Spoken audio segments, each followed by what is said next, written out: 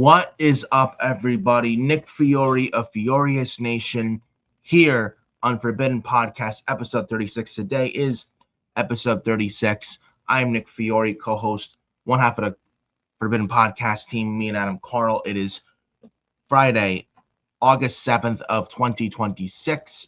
It is the Friday, it is before SmackDown today, obviously. It is the Friday after SummerSlam from last weekend in Minneapolis, Minnesota at the US Bank Stadium. And Adam Carl. Hi, guys. Yes, unfortunately, as you can see, it's just me today. Adam Carl, personal reasons, on vacation. He, with his Wi-Fi, usually not working over there. He can't make today. He'll be back with me next week. We'll be back full force next week, Adam Carl and I. And also, speaking of next week, trying to speak to Adam Carl, but about this before we went live today. I didn't want to start the stream too late, but I do have something to say for episode 37 next week. It'll be like most likely Friday of next week, around this time. There is a guy who, and I've been with him on his channel before and with Hardcore Sports. In fact, you may know him. He was with Pyro and I for the Raw post show back around the spring of last year. Eric from Over the Top Row podcast. We're now with the Hardcore Sports Network, so you may know him. His name is Eric. Good guy, great listen. Speaking with Eric, talking with Mitch earlier. Eric from Over the Top Row podcast, coming on here next week with Adam Carl and I for episode 37 of Forbidden Podcast. Be a great discussion, talk some good wrestling, and for the news for next week, whatever news comes out within the next week, we'll talk about that. That'll be episode 37 for next week, so look forward to that with me, Adam Carl back at full force, and then Eric joining us for next week's episode 37, so look forward to that. But today, it's just me.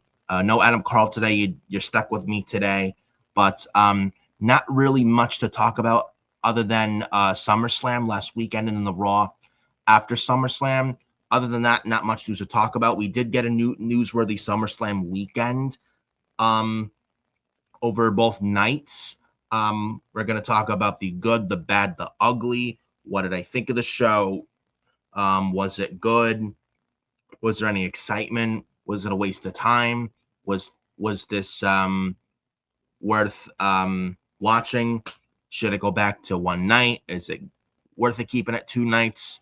Etc. Etc. We're going to talk about that, and few other major, if not major, few other minor news here on today's episode.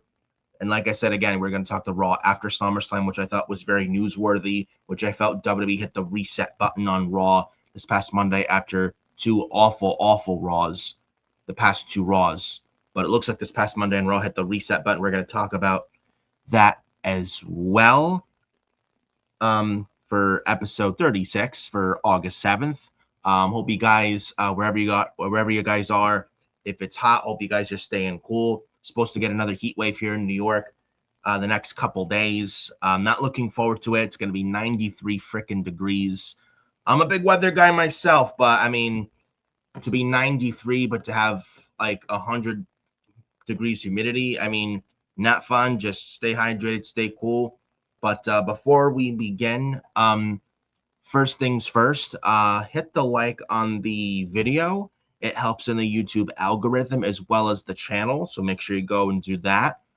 Follow, hit subscribe to FioriousNation YouTube channel also. I would love to hit 280 subscribers by the end of the month before we go into September and the fall. So that's my goal. So make sure you go subscribe to FioriousNation if you haven't done so already. And also hit the like on the video, like I said.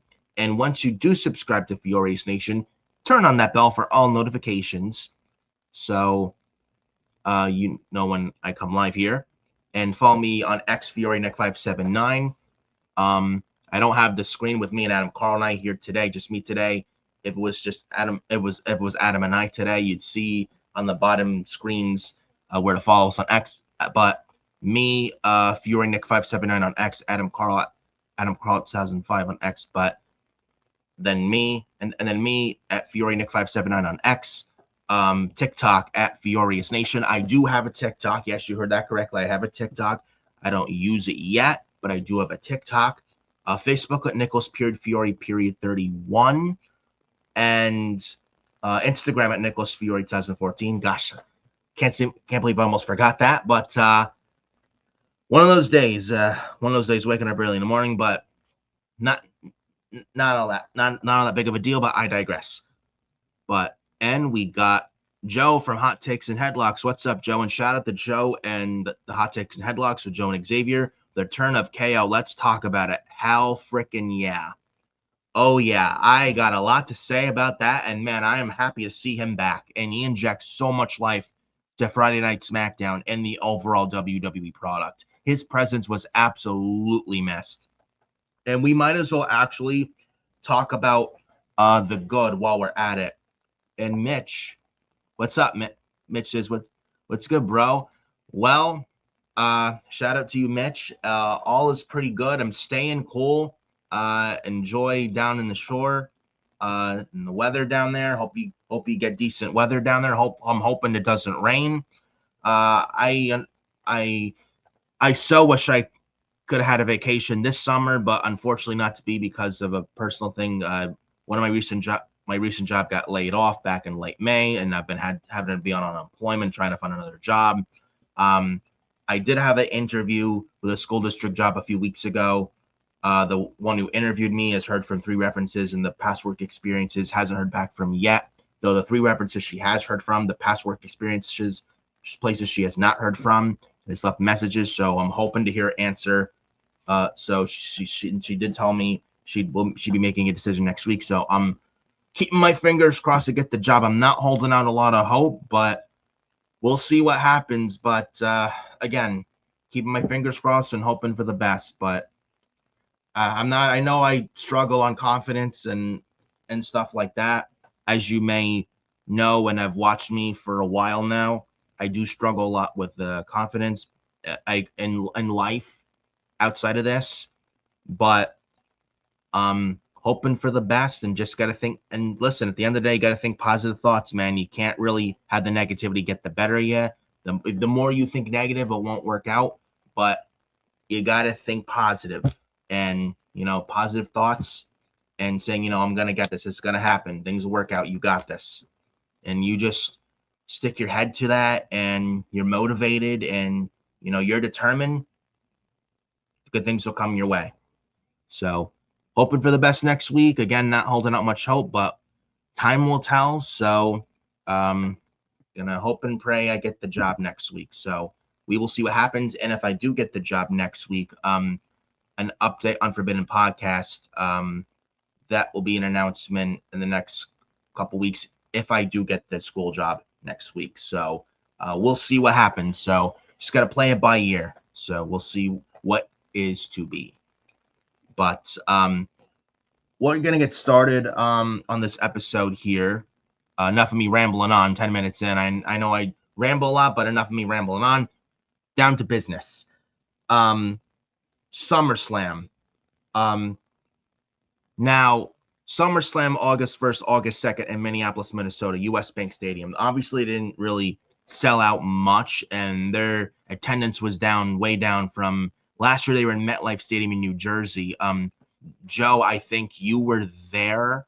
Correct me if I'm wrong. Last year for SummerSlam a year ago at MetLife Stadium in New Jersey, I think they're like 50 to 60,000 sold for both nights last year. This year they were like at least in the 30,000, which is down from last year. But that's what happens when you have TKO and Ari Emanuel and Mark Shapiro outpricing families, outpricing fans, and the hardcore fans who can't come to these shows because you, Ari Emanuel and Mark Shapiro, outprice them and want to maximize profit and want to squeeze every single juice out of that company until there's nothing fucking left. It's greedy. Greedy motherfuckers are TKO. Greedy. Now with SummerSlam, comparing it to WrestleMania was all right, but it wasn't good.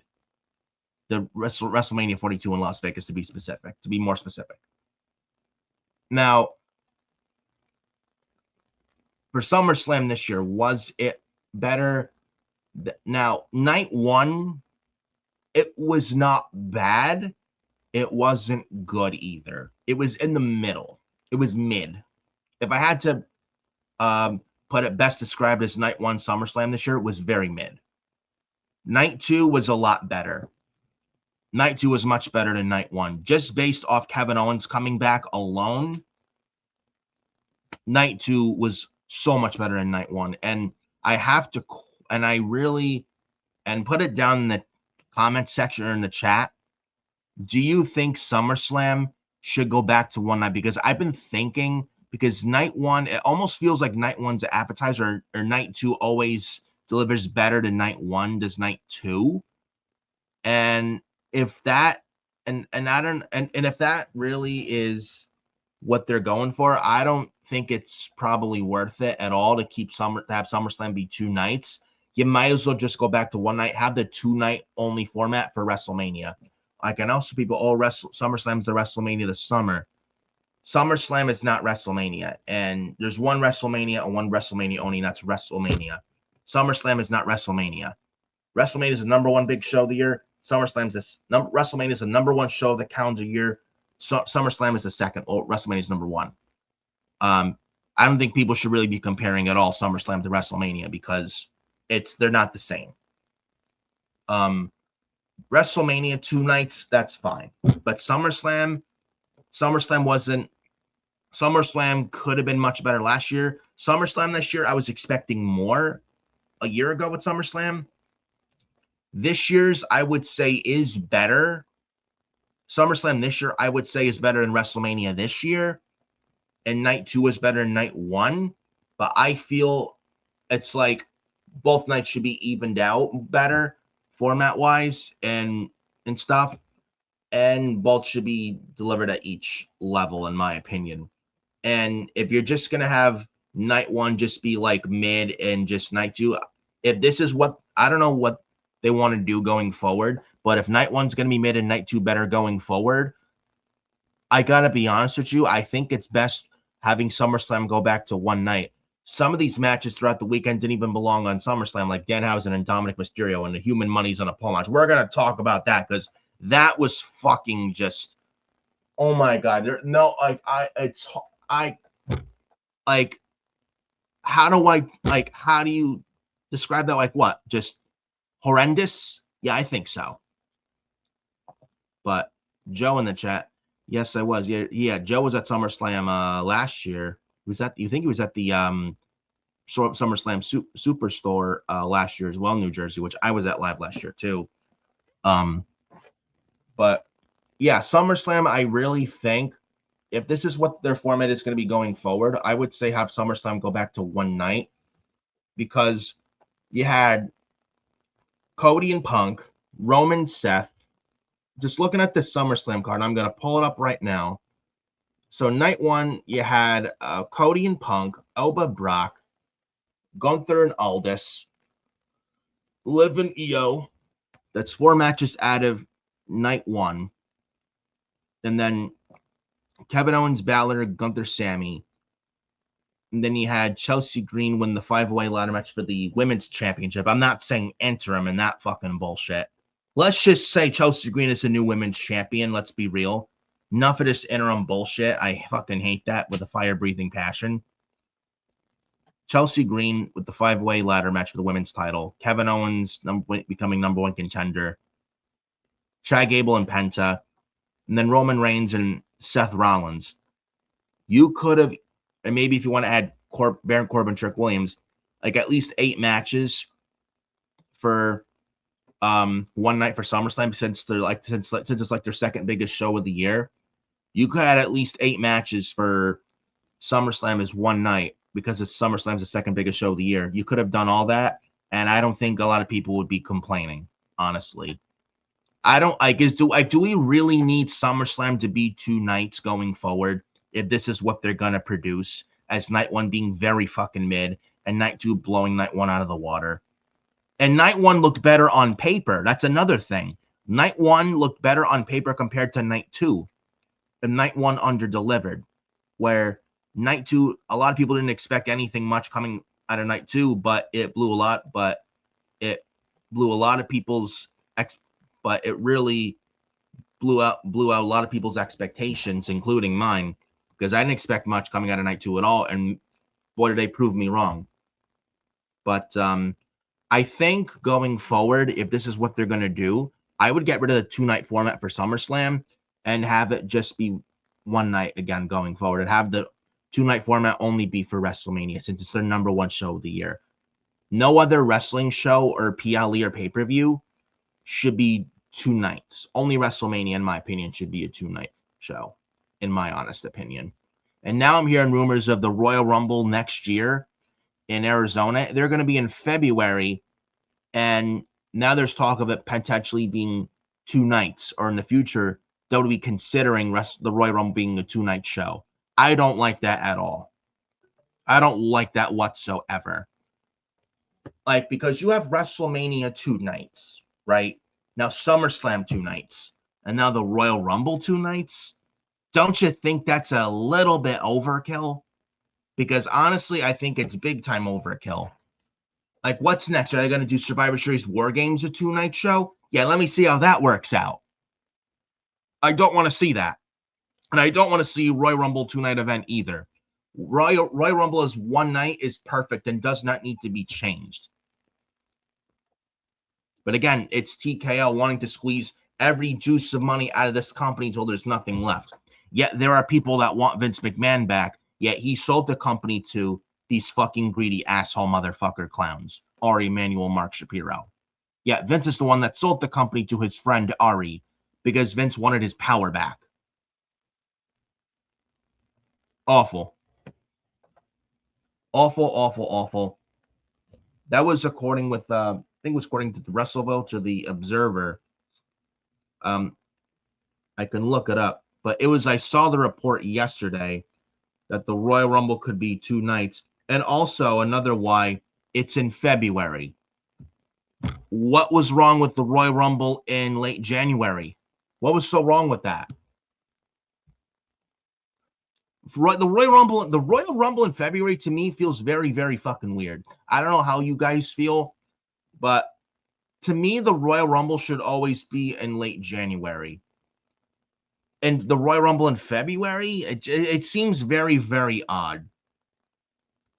Seems very odd. And yes, according to WrestleVotes, WWE is seriously considering expanding the Royal Rumble in 2027 into a 2-night show. However, though, as things stand, the expectation within the company is that it will remain a 1-night event, possibly for the final time. Also, there is significant interest from within WWE to eventually turn the show into a multi-night event.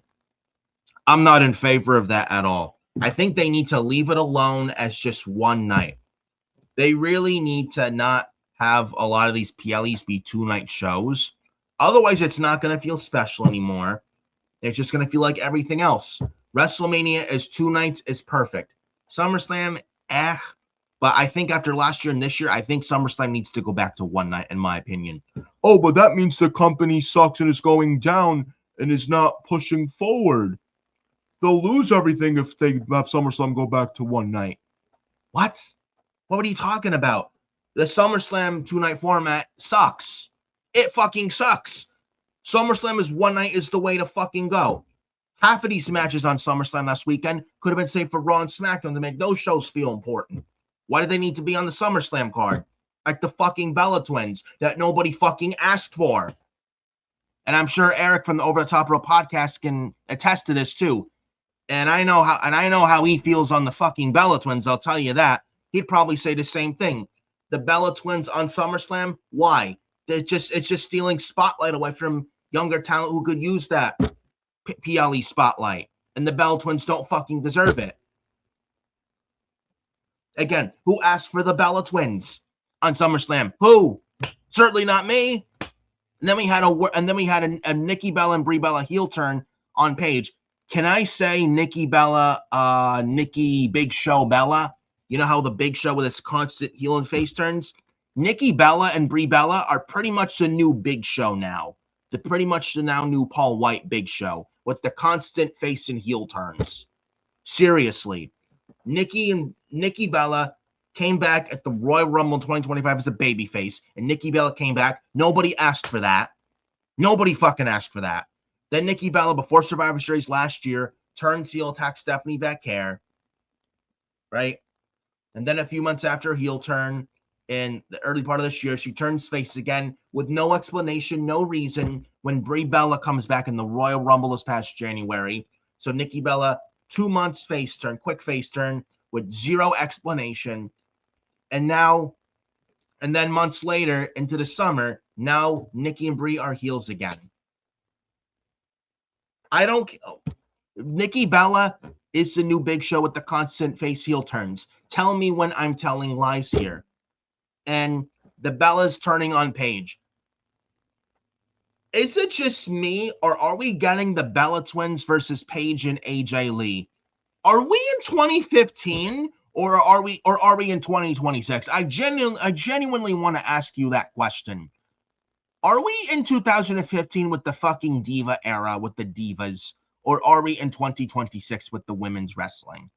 This is not 2015. This is not WrestleMania 31 in 2015. This is 2026. Nobody wants to see the Bella Twins versus Paige and AJ Lee in a match in 2026. Nobody wants to see that, and nobody asked for that. I don't want to see that. And if we get that match, I don't care. I don't care. If we get that match, I would not be shocked. I would not be shocked at all. And I have no interest in that whatsoever. None. None.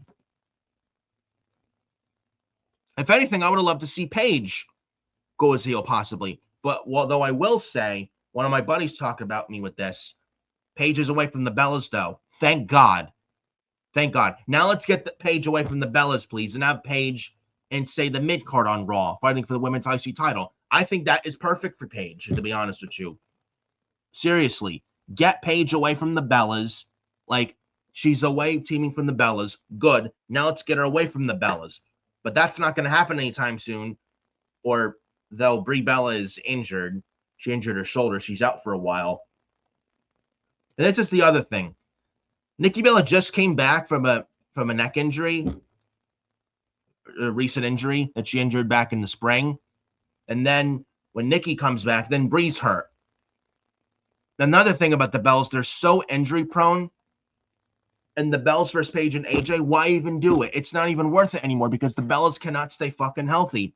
It's just burning and wasting money at that point. You have the Bellas with contracts in WWE and they constantly get hurt.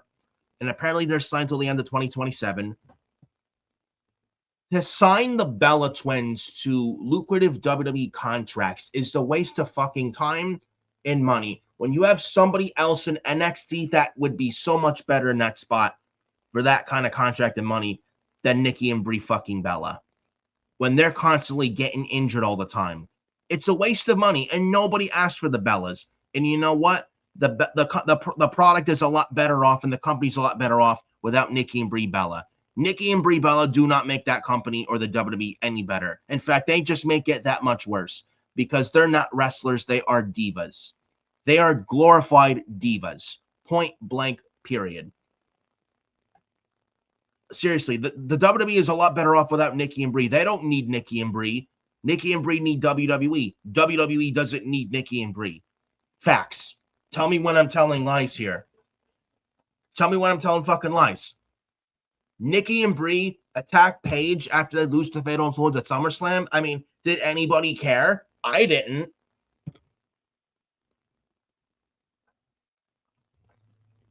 Awful. But Royal Rumble being in Arizona, but the Royal Rumble next year in February apparently being in Arizona and possibly being 2 nights, I don't want to see that. And I don't want to see the Rumble being 2 nights. And I don't want to see the Royal Rumble be 2 nights in general. I don't. That is a terrible idea. That is an absolutely terrible idea. And this is nothing but TKO squeezing every fucking juice, every fucking penny out of WWE, because TKO are fucking money-hungry fuckers They are so goddamn greedy, and they don't care. They don't care. And their greediness is affecting the product. It is. Oh, but they're a lot of money in debt. They're $3 billion in debt. Doesn't mean affect the fucking product. I understand you're $3 billion in debt, but doesn't mean we have to fucking suffer, and doesn't mean you have to get your dirty fucking paws on creative. Now, the creative is dog shit too, but for TKO to be this fucking greedy, for TKO to be this money hungry, fucking disgusts me. Big time. There was even a moment with Chad Gable after he won the IC title, his first ever main roster singles title win in the company, right? He's in the ring. He's new IC champion. And Chad Gable beats Penta for the IC title, as he should. Good move and slam dunk. Good on Triple H for that. And then we got Chad Gable in the ring, winning the IC title, celebrating with his family in the ring. And this is what pissed me off. We have this bulldog mascot for root beer in the ring on the apron, celebrating with Chad Gable. And it takes away the moment. It ruins the moment. Like, did TKO really need this much more advertising? Like, do they need this much more advertisement money on top of the fucking constant commercials during SummerSlam Night 2, like they did during WrestleMania Night 1 this year? Holy shit. Like, the fucking greediness of this company and TKO is fucking sickening. It's sickening. Fuck them. You ruin Chad Gable's moment. This is his first main roster singles title win. And you have the bulldog mascot from root beer, and I don't even drink root beer. I hate that shit. And I don't drink much soda either. And soda is bad for you, by the way. And you have this mascot, this advertising mascot, come up there, ruin Chad Gable's moment because you need to make some extra gravy. Like, would it really hurt you if you didn't do that? Huh? Like, are you fucking kidding me? You ruined Chad Gable's moment at that point. He just won the IC title. Chad Gable's never won a singles title on the WWE main roster before. It should be a big deal. And you have this mascot for root beer come out there and steal the moment from him, from Chad Gable.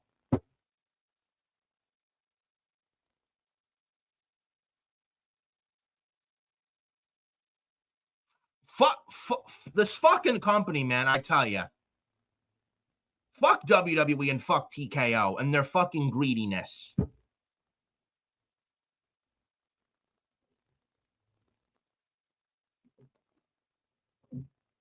But SummerSlam overall, did I think it was better than WrestleMania? Yes, I do. Yes, I do. And the fact with Kevin Owens back, just that alone made the whole weekend. Much more happened on night 2 compared to night 1. And might as well talk about with SummerSlam night 1. We had night 1. So SummerSlam night 1, starting with SummerSlam night 1, we had Liv Morgan versus Io Sky for the women's world title. This went over 13 minutes. Liv Morgan retained with 2 Oblivions. This was really good stuff. They stole this whole night, did both Liv and Io. I would have had the Io Sky win, and there was a little news I read earlier, about a day ago. Io Sky, about a month before this show, was actually supposed to win, but somehow it changed to Liv Morgan. I don't know why. I would have went with Io Sky because Liv Morgan has not had one single title defense up until SummerSlam last Saturday on night 1. But what the fuck do I know, right? I'm just the mark, right? Who doesn't know anything. Sure thing. But this was good, though. Liv and Io both showed up, especially Liv. Liv Morgan retains. Again, I would have had Io Sky win, but this was really good stuff. We then had the six-man tag with LA Knight, Solo Sikoa, and Royce Keys. They defeat the bloodline of Jacob Fatu, Jey Uso, and Jimmy Uso. And LA Knight gets the win for his team after he spiked Jey Uso with the Blood Force Trauma, the BFT. And I tell you, he fucking spiked Yeet Man right into the canvas of that BFT. Holy fuck. Holy shit. And there was one point in the match where Solo Sikoa was in the ring with Jey Uso, and how I get so fucking fed up with Jey Uso doing with Jey Uso running back the Yeet. There was Solo Sikoa mocking that, and Jey Uso was pissed, and Solo Sikoa mocked that. And I would be lying to you if I told you I did not laugh my ass off watching that. That was funny as hell. Funny as hell.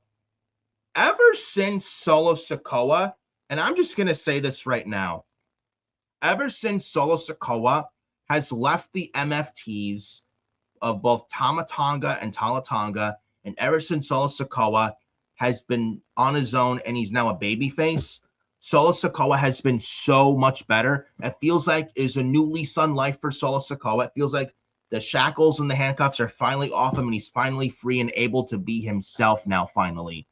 And I think it's a great thing to see. And he's funny, he's entertaining, he's hilarious, and he's a good wrestler too.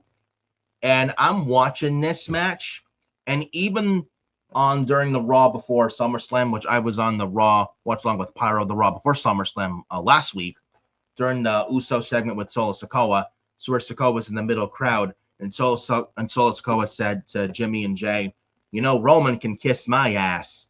And Solo Sikoa, you got Solo Doa Sikoa, and then you got the heavy hitter Royce Keys, and then the megastar they call LA Knight, and LA Knight's music hit on cue. And Solo Sikoa said they love Solo. After watching that, rewatching that segment, and then watching this match at SummerSlam Night 1, I'm going to put this out so everyone can hear, especially WWE Creative, if they even care to listen. Never, ever turn Solo Sikoa heel ever again. Never have him in a faction again. Never have him in the bloodline again. And never, ever have him be a heel ever again. He is so much better. Solo Sikoa is so much better as a babyface than he is a heel. Point blank. And LA Knight, Solo Sikoa, and Royce Keys win. Afterwards, Solo Sikoa and LA Knight hug, which was nice. So that was that. We did also get Gunther versus Nick Aldis on 11 minutes, 40 seconds. Good stuff. They could have got a little more time, but I digress. That's another thing we'll talk about, the time, the times these matches get. A lot more commercials than there is wrestling, which I don't like. And they commercialized the shit out of WrestleMania this year, which I hated. Fucking hated with a passion, man. And now it's on SummerSlam as well. I understand you're $3 billion in debt. What are they? $3 billion in debt is TKO right now. Like, I understand you're in debt, but was it really necessary to really commercialize SummerSlam like you did WrestleMania? Like, do these matches really need to be less time because you need fucking commercials and advertisements? Is it like, was this really necessary to do? Where WrestleMania never ever had commercials ever, and you commercialize the fuck out of WrestleMania, and now you turn around and do the same thing again, but with SummerSlam. Why? Why? I understand you're $3 billion in debt, but this was totally unnecessary to have SummerSlam be so commercialized, just like you did in April at WrestleMania. Terrible. Absolutely terrible. So, but going back to Gunther and Nick Aldis, this was good. This was really good. Nick Aldis came out to this Oasis theme, and which I liked. And I did watch Chris Van Vliet, and shout out to Chris Van Vliet. I did watch his recent interview before SummerSlam with Nick Aldis. Really good listen. I'd highly recommend you go check that out. Nick Aldis brought up in that interview that the match is something you won't expect, and Nick Aldis and Gunther, man, they lived up to that. I tell you, Nick Aldis Gunther was really good. Nick Aldis did good, especially. I would say after this, I wouldn't be surprised. I wouldn't be surprised if Nick Aldis wrestles again in the future. And I was hoping he would get out of the GM role and transition full time into a wrestler after SummerSlam. But apparently, after the match on the media scrum after night one, Triple H apparently reinstated Nick Aldis as a SmackDown GM. So Nick Aldis is SmackDown GM again.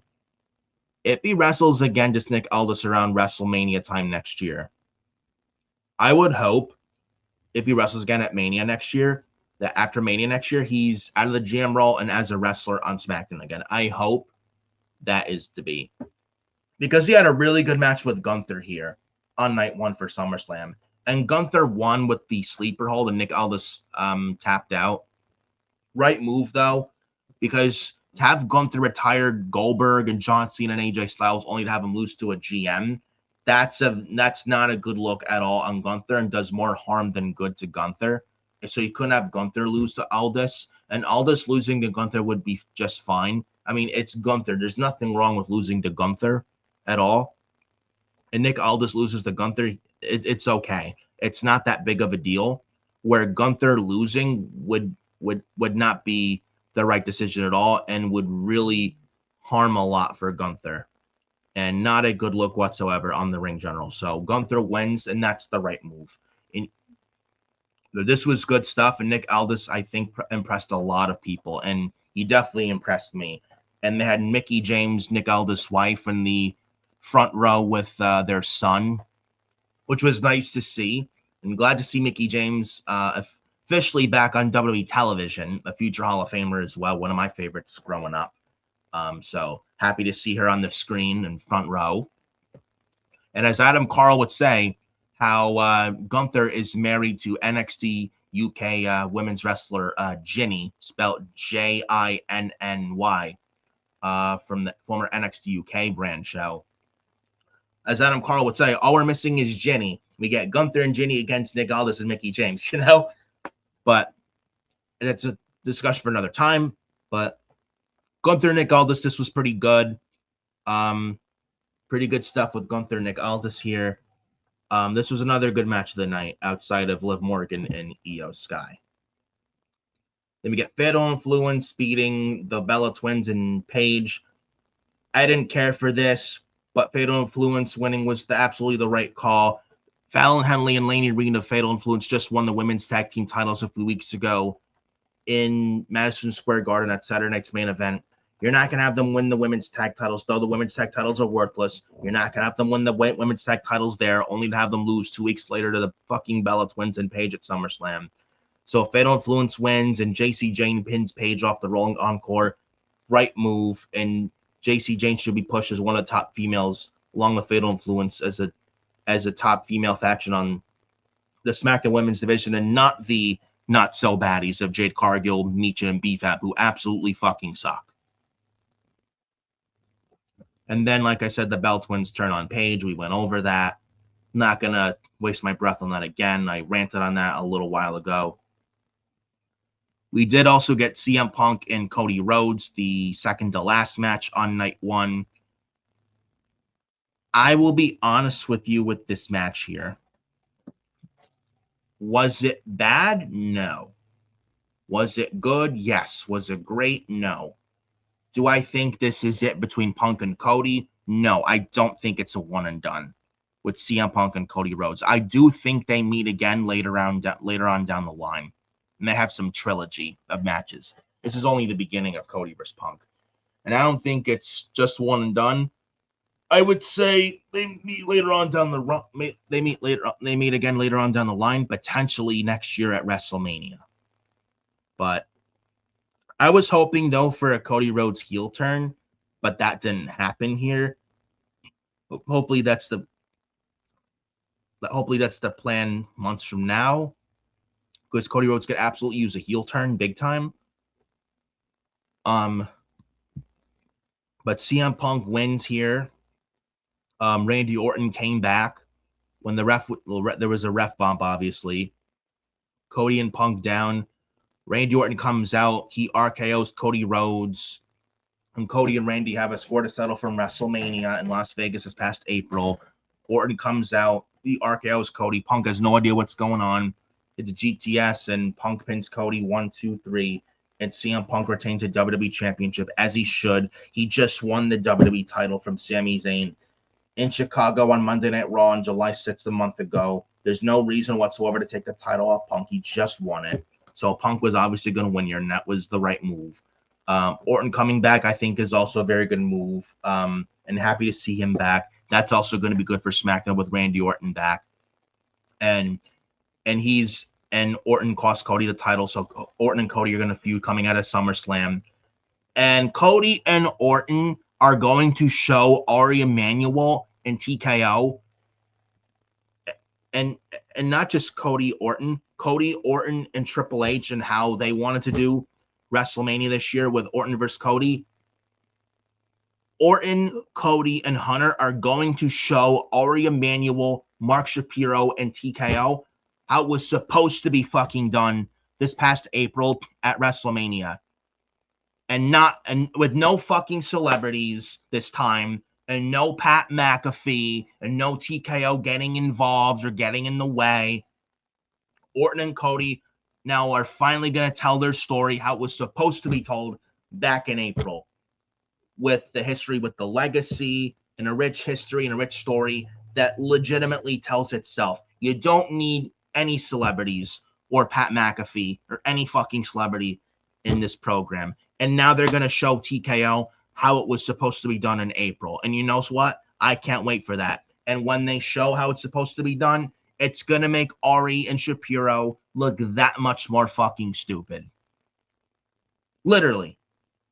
Like, they didn't need Pat McAfee whatsoever, any celebrity, and Cody versus Randy at WrestleMania.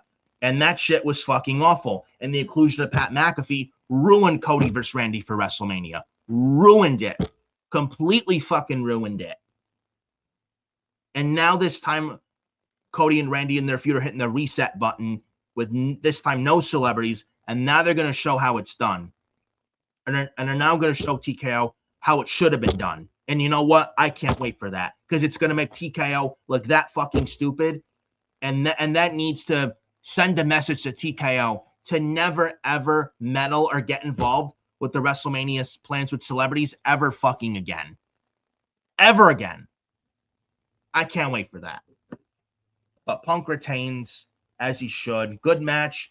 They didn't even get into more full gear yet. But I don't think this is one and done with Cody and Punk. I do think we get this later on down the line. I think we may very well even get this again at WrestleMania. Whether it's for a title or not for a title, either way, I do think we get Cody versus Punk at WrestleMania either way. So we'll see what happens. And then to close out night one SummerSlam, Hell in a Cell. Brock Lesnar, Obafemi. Obafemi wins in 11 minutes with a fall from grace near an exposed ring with the wood showing. This was also Lesnar's retirement match, by the way. Brock Lesnar went on the Pat McAfee show and said that Brock Lesnar is done. They even showed it during Raw this past Monday that Brock Lesnar is indeed retired here. I don't think Brock is retired, to be honest with you guys. I think Brock's retirement is at WrestleMania next year in Saudi. But listen, I'll give this a while from now, and if Brock is indeed retired, then so be it. And what a run for Brock Lesnar, man. Brock Lesnar retiring, and if Brock is retired, I mean, I don't believe it. I wouldn't be shocked if the Saudis want Brock wrestling for Mania next year, with Brock's retirement match in Saudi Mania next year. But if Brock's retirement was at SummerSlam, I would say good, and I think it should be that way and stay that way. Brock Lesnar retiring in his hometown in Minneapolis, Minnesota, you cannot get better than that, to be quite honest with all you guys. Where Brock Lesnar he wrestled Greco-Roman wrestling, amateur wrestling at University of Minnesota, won the NCAA Heavyweight Championship in the year 2000. He is from Minneapolis, which is his hometown. And for him to retire in his hometown, you cannot get better than that. So if Brock is retired, then good. And I would not have Brock wrestle, and I would not have Brock wrestle at all for WrestleMania in Saudi next year. I don't care what the Saudis want. Brock should not wrestle at WrestleMania next year. SummerSlam this year with this retirement match, that should be it. Brock Lesnar in the Hall of Fame next year for Mania, yes. But wrestling at WrestleMania next year, no. I think Brock should be done. There's nothing left for Brock to do, and there's not any much matches I'm interested in to see Brock wrestle in right now. Maybe Braun Breaker, but that's about it. But Brock's wrestled everyone. He's done everything. There's nothing left for him to do that he hasn't done there. Brock's legit done everything, and nothing for that man to do. So I would hope this was Brock's last stand. If it is his last stand, if SummerSlam this year was his last match against Obafemi, and I hope that's the case, then good, and good for Brock. And doing business and putting Obafemi over if this was indeed Brock's last match. Now, this Hell in a Cell, I have gotten a lot to say about this. I expected a lot more. The match went too short. There was no blood. No cages were broken. No people battling on top of the cell. Especially no blood or no cages broken. Like, this was like a very tame, watered down Hell in a Cell. Like the most PG Hell in a Cell you could ever get. And it just came off very fucking weak, to be honest with you. If this was a match not named Hell in a Cell, like say this was No Holds Barred, or if this was like, say, even a Last Man Standing match, the match would have been much better. If this match, like Brock and Oba, the way this happened at SummerSlam night 1, this match did not need Hell in a Cell. If this was anything else like a Last Man Standing and not Hell in a Cell, I guarantee you the match would have been a lot fucking better. But Oba and Brock inside Hell in a Cell, I have to be very honest with you guys. I was very disappointed, and it was a letdown. I expected a lot more. Again, no blood, nothing. And Brock Lesnar even exposed the ring with the wood showing. Did a tombstone pile driver. Then Oba kicked out. Then Oba hit the fall from grace. Not even a fall from grace through the wood part of the ring canvas. Not even that. And Oba won 1, 2, 3. And then Brock put Oba over, saying that, Oba, you're the future. Go get him. Not even post-match Oba putting Brock through the ring, through the wood in the ring with the fall from grace. Not even that. Not even that at all. And I will say I was very let down. It was a disappointment. This could have been much more, and I expected a lot more. They hyped the shit out of this match, and they really underdelivered. And this was probably the weakest Hell in a Cell match that Triple H has done since he's taken over. And this was not even close to CM Punk and Drew McIntyre from their Hell in a Cell match back 2 years ago in 2024 at Bad Blood. Oba and Brock was not even close to that. This was like, this just felt so watered down, and just no blood, no weapons. It's like nothing, just nothing. And they could have done a lot more. And it was so much to be desired. This match did not even need to be a Hell in a Cell. This could have been done without the cell. And again, if this was like No Holds Barred or a Last Man Standing, Falls Count Anywhere, anything like that, this match would have been much better. But the Hell in a Cell between Oba and Brock failed to live up the expectations. Big time. I am, though, happy, though, Oba went over, though. I will say one positive, though. I am happy Oba went over, and that was the right call. And good on Brock Lesnar for doing the right thing and doing business and putting over Obafemi. He's the future. He's your future. He's one of your future pieces of this company he's one of your future pieces of this WWE company for years and years to come. And you need to start building towards your future. Oba's the lead in charge for the future of this company, along with many other pieces. And Oba going over was the right call. So Oba going over again, right move.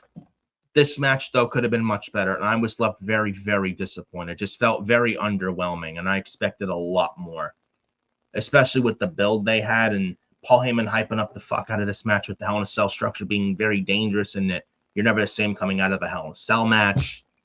It shortens your career, it ends your career. And then for a match to be this tame,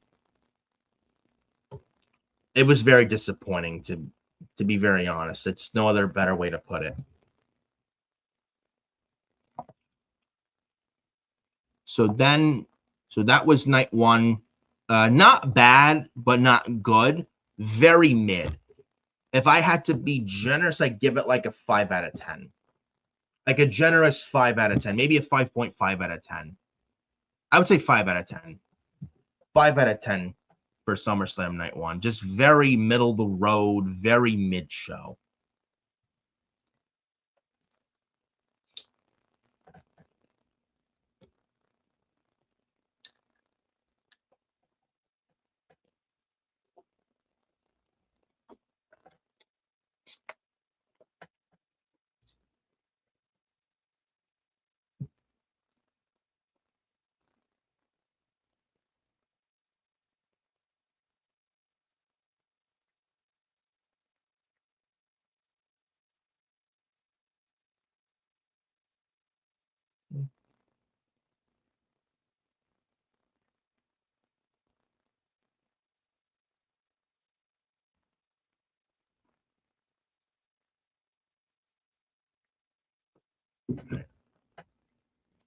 Sorry about that, guys. Just looking through my phone and my notes.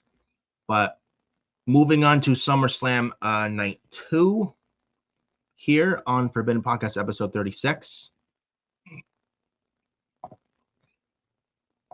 Night 2 SummerSlam. A number one contender match for the undisputed WWE Championship. This was supposed to be Sami Zayn versus Finn Balor one-on-one.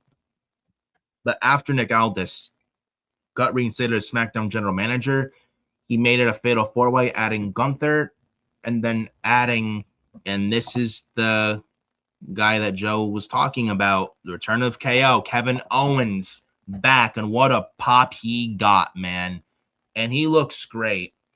After being out for a year and a half, and he's finally back.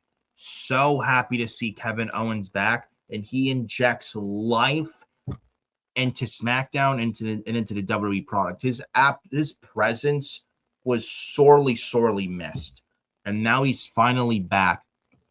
And might I say, Kevin Owens looks fucking great, man. And looking at his facial expression and body language, you could tell how happy he was to be back. And the pop he fucking got, man. What a moment. And there were rumors of Kevin Owens being around in Minneapolis for SummerSlam weekend. I didn't think he'd be back this weekend, but man, he's back, and he's in this fatal four-way. He wins. Kevin Owens beats Sami Zayn, Gunther, and Finn Balor. When Kevin Owens winning after pinning Sami Zayn off the stunner. 1, 2, 3, Kevin Owens wins, and he's the number one contender for the WWE Championship and CM Punk. So I want you to listen to this. Coming out of SummerSlam with the SmackDown side, before Kevin Owens and Randy Orton came back, yeah, you had CM Punk, but SmackDown didn't have jack fucking shit. Now with Orton back and Orton feuding with Cody, and now really number one Kevin Owens coming back, we're going to get Kevin Owens and CM Punk in a feud for the WWE Championship on SmackDown coming out of SummerSlam. We got Orton feuding with Cody in their score to settle. They have unfinished business. You got Gunther in the WWE title mix, Finn Balor in the WWE title mix. You could add him in there too. Sami Zayn crashing and still chasing a WWE Championship. Bro. And then Drew McIntyre is still filming in Hollywood, but when he comes back and he's back on SmackDown, like you have SmackDown, their main event scene, Punk, Cody, Orton, Owens, Gunther, Balor, Sami, McIntyre. That's a nice SmackDown 8. And that is the best SmackDown main event. That is a great SmackDown main event scene that SmackDown has not had in like around a decade. around a decade. And look at what SmackDown has now. Owens, Punk, Cody, Randy. Whereas before Randy and especially Owens came back, SmackDown had nothing going for them, even though Punk was the champion there. And now with Orton and Owens back, dude, like SmackDown, I'm actually looking forward to SmackDown tonight. Sorry about that. Sorry, phone going off. But ignore that. But as I was saying, Orton and Cody, Owens, Punk, your top two feuds to carry SmackDown long-term throughout the rest of the year and possibly going into WrestleMania next year and coming out of SummerSlam. SmackDown just got an injection of life again. And with those 8 names I mentioned as like a SmackDown 8, and especially for their main event scene, and let's add Damian Priest in there, get him out of the tag team stuff on SmackDown, get the tag titles off of R-Truth and Damian Priest, and let's get R-Truth in the mid-card or whatnot. Let's get Damian Priest back in the main event scene. He's a former world champion. Let's get Johnny Gargano back in the U.S. title. Let's get Johnny Gargano back wrestling again as a babyface. Let's have him fighting for the U.S. title or WWE title, whatnot. Let's get Ilya Dragunov back on television. Let's have Trick Williams built up a little bit. Carmelo Hayes, Baron Corbin, who won the U.S. title against Trick Williams in a good match, where Baron Corbin won with the end of his days. Baron Corbin's now the new U.S. champion. You got him in there in the mix. Again, let's get Ilya Dragunov back, who's not been on television since April. Let's get him back on our television screens and his presence back. Again, Carmelo Hayes. They have a lot of good talent on SmackDown. I'm not sure if I'm missing anybody. I don't think I'm missing anybody, but man. And also SmackDown, you got Matt Cardona. Let's get him in there. Let's get him using a meaningful way on SmackDown again, and in a mid card. Ray Phoenix. Let's get him back on TV in a meaningful way. Ricky Saints, the same thing. Shinsuke Nakamura.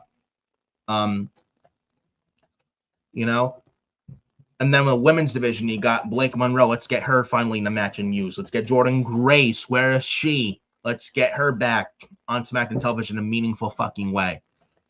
You have Chelsea Green as a women's champion. And I don't even acknowledge interim and that crap. And Rhea Ripley recently had knee surgery. She's going to be out for a long while. Just have Chelsea Green just vacate Rhea's title and have Chelsea Green as the official new women's champion. Might as well. You got Alexa Bliss, Charlotte Flair, and their potential story, and them feuding potentially soon. Charlotte Flair, Jade Cargill, SmackDown tonight though. And Jade Cargill, they're not so bad. I don't count them. But you got Julia. She was buried by Lash Legend last week, which I fucking hated. Absolutely hated that. Let's get Julia. Let's have better plans for Julia on SmackDown. Let's get Kiana James in the mix. Let's get Tiffany Stratton as a heel on SmackDown. JC Jane Fatal Influence is a top female faction on SmackDown. Let's get Candice LeRae as a babyface back in the ring wrestling again. Let's fix the tag division. You got the Tongan, you got Haku with Tama Tonga and Tala Tonga. All right. Let's get Fraxima as a top face in that SmackDown tag division. Let's get the War Raiders with that as well. Et cetera, et cetera. Like, with the names I mentioned, especially the main event scene, like SmackDown with Orton and Owens especially back, SmackDown went from a here to here, and Owens makes SmackDown a lot fucking better. Kevin Owens is a difference maker. I don't care what anyone says. Kevin Owens back rattles a lot of cages, shakes a lot of heads, turns a lot of heads, ruffles a lot of feathers. It moves the needle and it changes a lot. It's a game changer. Kevin Owens back on television and on WWE in the product and on SmackDown is a big, big difference maker. I'm telling you right now, Kevin Owens back is going to make SmackDown a lot fucking better than it was before he came back. Kevin Owens back basically made SmackDown go from a here to here.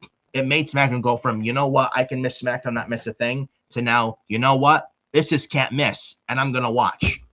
And Owens and Punk is going to feed a lot of families. Owens and Punk is one of the biggest matches you can do outside of Cody Rhodes and CM Punk. and the promo battles those two are going to have, Kevin Owens and CM Punk, I am really pumped for that. And you know what? I'd even give Kevin Owens a championship, even if it's for a while, and Punk wins it back. So be it. Kevin Owens is back. He's great. He looks great. People are happy to see him. I honestly, if I was booking, if I was in charge during this title reign that Punk's gonna have, I would have Kevin Owens be the WWE champion. Fuck it. I don't expect Owens to win in the first match between Owens and Punk, but at some point, Owens should win the championship off Punk, even if Punk wins it back a while afterwards. So be it. But if I had the power of the pen, if I was in charge of WWE Creative, I am belting Kevin Owens. And I don't care what anyone says on that. I am belting Kevin Owens and have him ruffle some feathers a little bit on that SmackDown, on that SmackDown side, to be honest with you. But Kevin Owens back again is a big difference maker.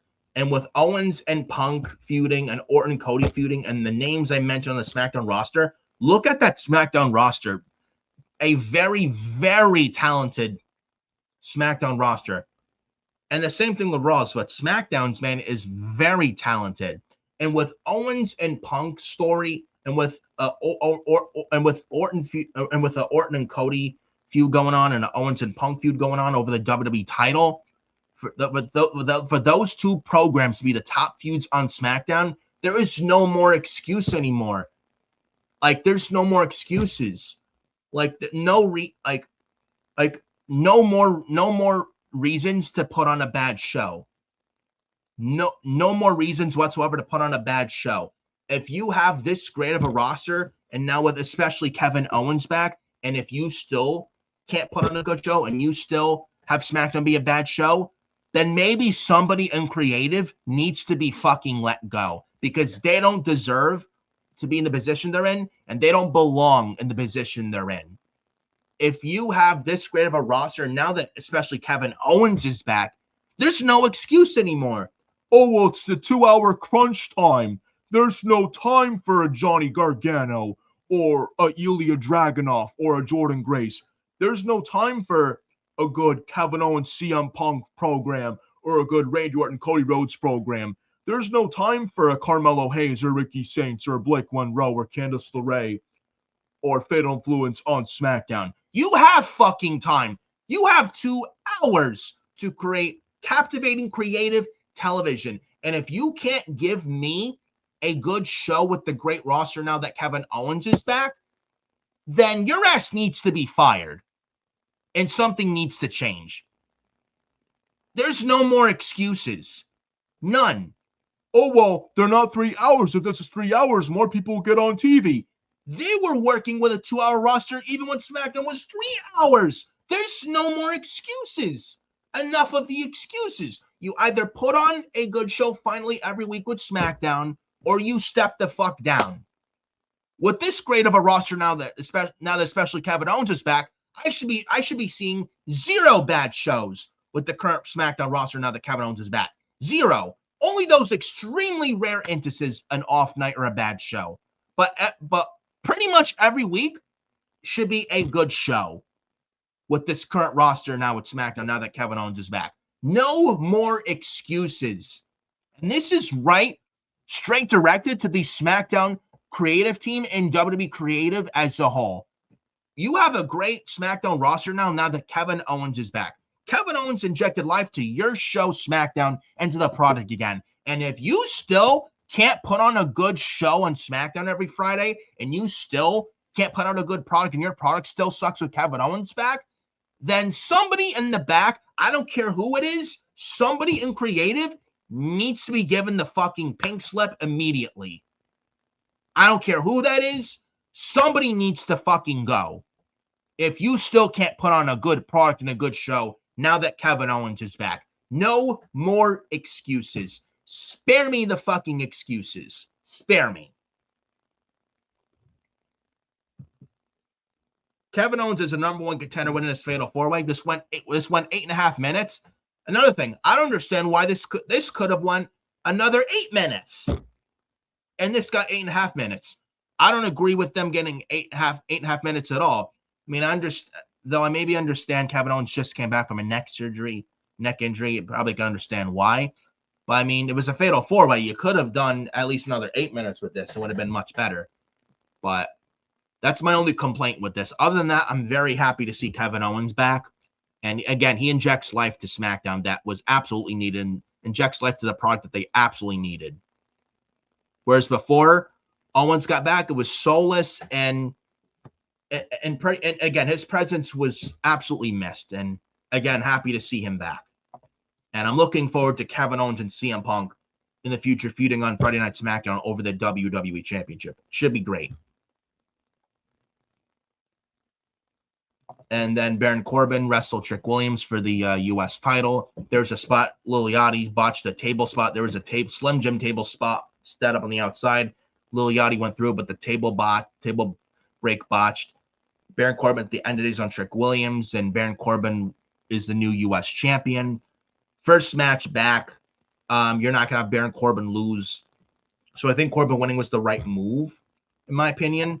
And apparently on social media, if you watched, Carmelo Hayes called out Baron Corbin. So I'm hoping starting on SmackDown tonight, later on tonight, hopefully we start a program over the U.S. title with Baron Corbin and Carmelo Hayes. We get Carmelo Hayes back on TV in a meaningful way, because in the early part of the year, Carmelo Hayes was the MVP of SmackDown with the U.S. title, with the U.S. Open challenges. He was doing good, and then they took it off him to do Sami Zayn, Trick Williams at WrestleMania for the U.S. title, which didn't need the U.S. title. So hoping to see Carmelo Hayes back on TV tonight, later on tonight on SmackDown in a meaningful way, and we get a little program on SmackDown over the U.S. Championship between Baron Corbin and Carmelo Hayes. So we'll see what happens.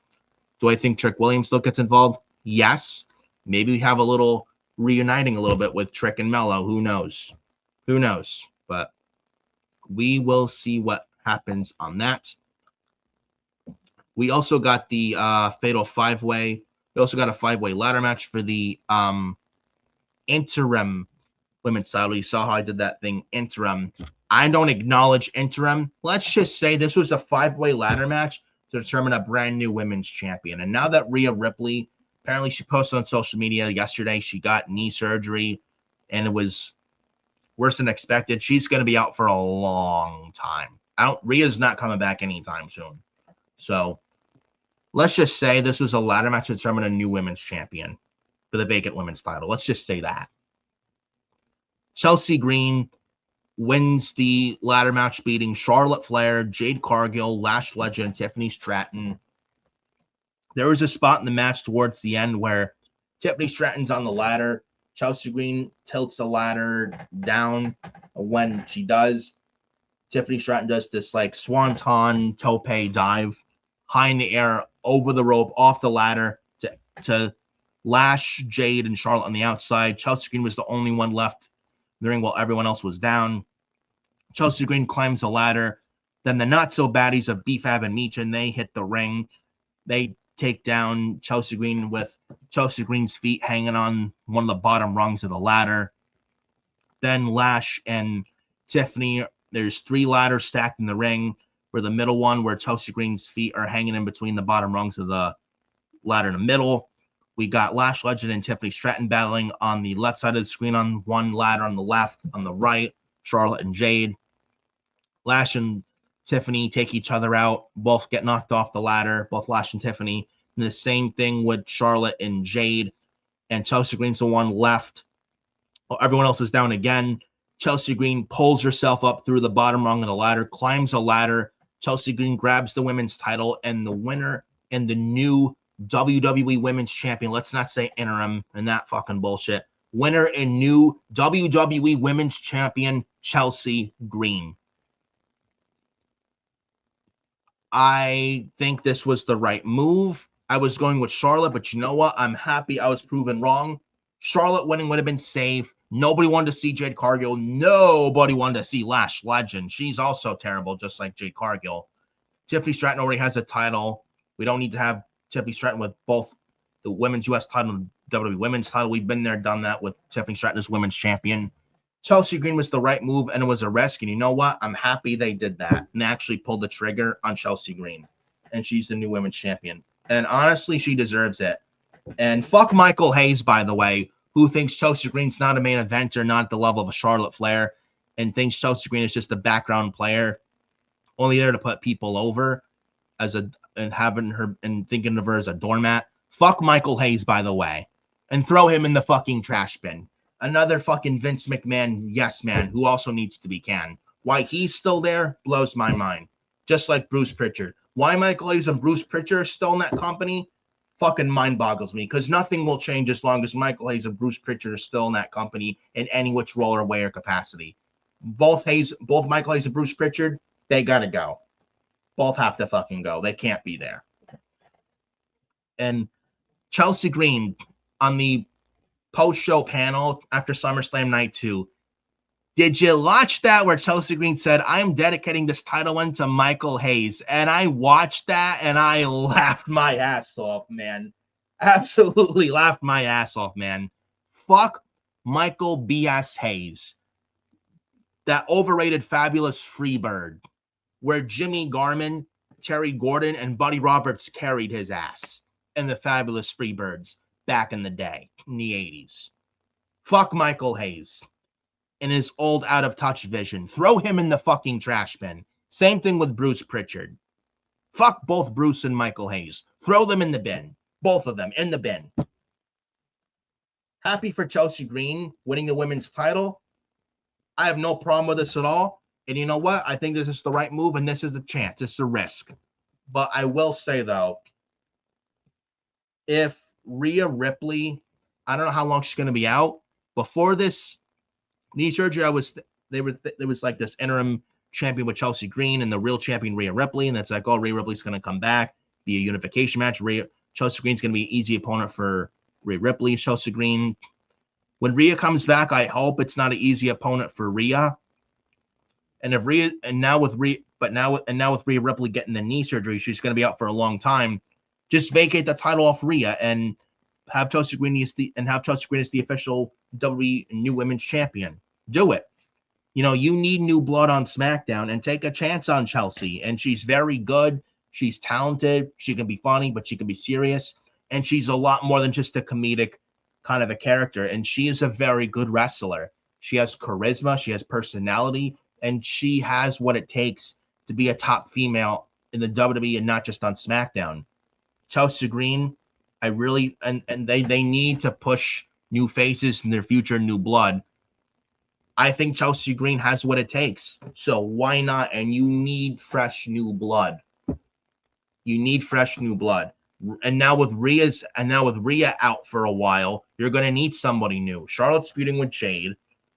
Alexa Bliss possibly feuding with Charlotte soon. Nobody wants to see Jade Cargill as women's champion. We've been there, done that. Same thing with Tiffany Stratton as women's champion. Been there, done that. In fact, Tiffany Stratton should be a heel. You know? We need fresh new faces on SmackDown. And now that Rhea's going to be out for a while, we may not see Rhea Ripley back to the Royal Rumble. I think it would be the right move and the way to go to have Chelsea Green as the official new women's champion instead of the interim crap. I hate that. Tony Khan did the interim crap with his titles in AEW, and it fucking sucked. Triple H did it in NXT in 2020 during the pandemic. Now, granted, it was the pandemic and COVID-19, but still, even that, it sucked. And I understand it was COVID, but still. When JD McDonough, when he was Jordan Devlin, he was NXT Cruiserweight Champion. Then he was in Ireland during the pandemic and lockdown. Then they had Santos Escobar in NXT in the States become the interim Cruiserweight Champion and stuff. And stuff like that. And it was terrible. It was not good. It's not good at all. Now, Rhea Ripley out for a long while now. I think it would be the right idea to have Chelsea as your official new women's champion and just vacate the title off Rhea and take it off Rhea and put it on Chelsea Green officially. I think that's the way to go about it. And again, Chelsea Green has what it takes, and fuck what Michael Hayes thinks. So the ladder match wasn't all that good or memorable, but Chelsea Green winning was the right move. I just hope when Rhea comes back, Chelsea Green's not just pet food for Rhea Ripley, because nobody wants to see that. And Chelsea Green is worth so much more than that. And she's very good, very talented, and she's worth so much more than just pet food for Rhea. So I'm hoping they finally push Chelsea Green now that she's new women's champion. And she's supposed to be on SmackDown tonight with a celebration with the women's title. So we'll see what happens. But do I trust WWE to do the right thing? I don't. I hope I'm proven wrong, but I don't trust them whatsoever. I don't.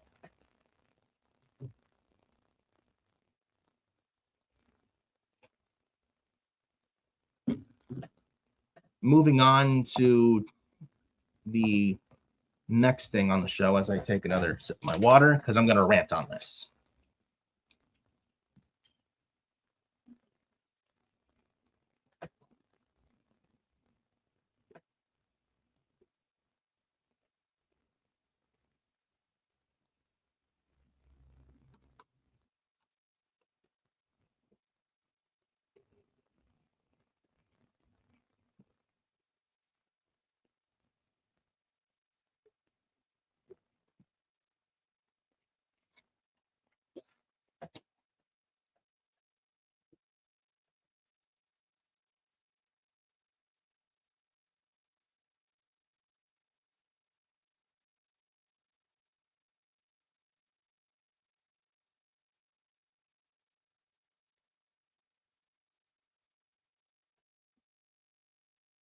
And now this is where I rant.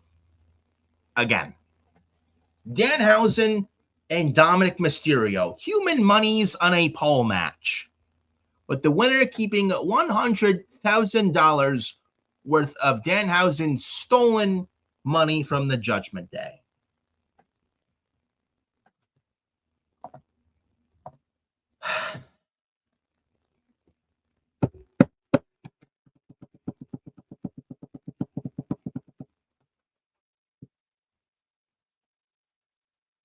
Where do I begin with this?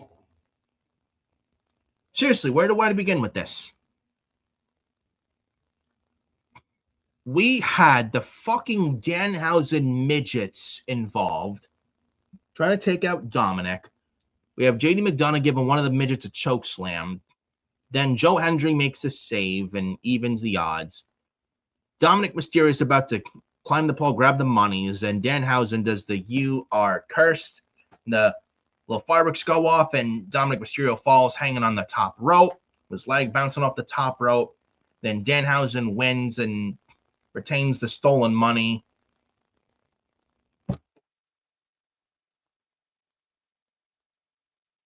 So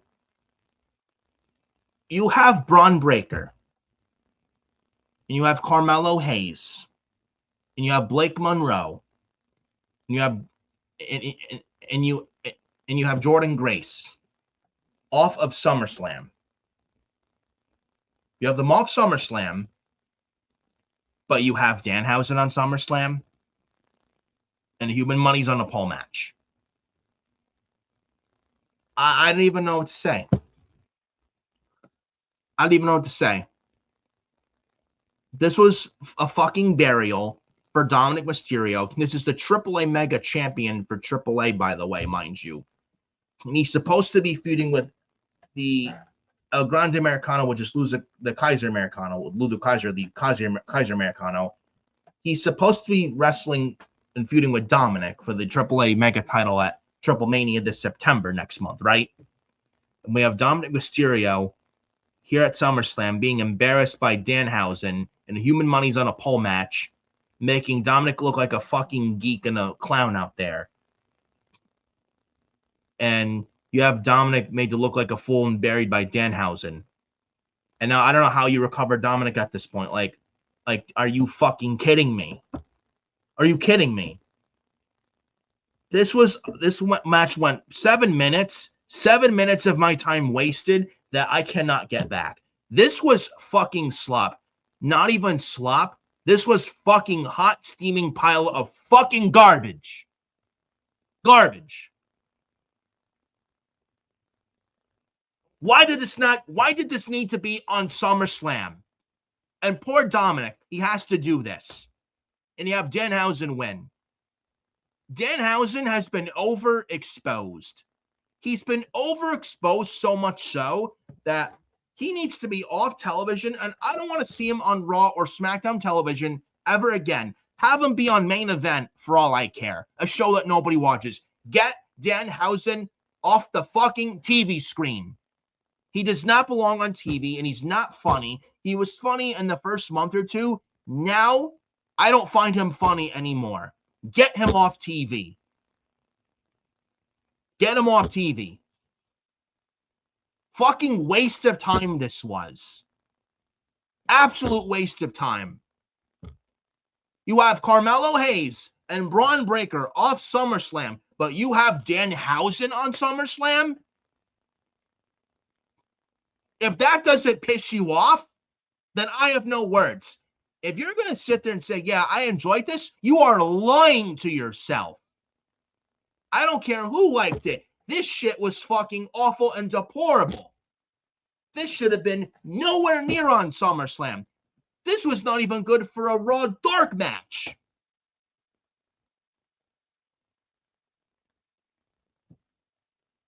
I feel so bad for Dominic that he even had to do this.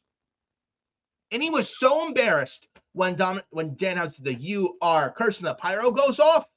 Dominic's just standing there when Danhausen does "You are cursed." Like, I would have just not paid attention to Danhausen. Just climb the fucking thing fast as possible and grab the fucking money. Do you know how embarrassed I was watching Dominic sit there like, as Danhausen does the "You are cursed," and the pyro goes off, and it looked so fucking corny and fucking bad.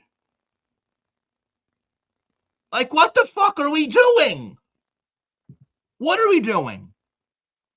Get Danhausen off TV and get Dominic back to where he was a year ago when he was a heel last year, being booed out of the building where the fans wouldn't even let him cut a promo last year. Where's that Dominic? Look at Dominic last year and look at him now. How the mighty have fallen.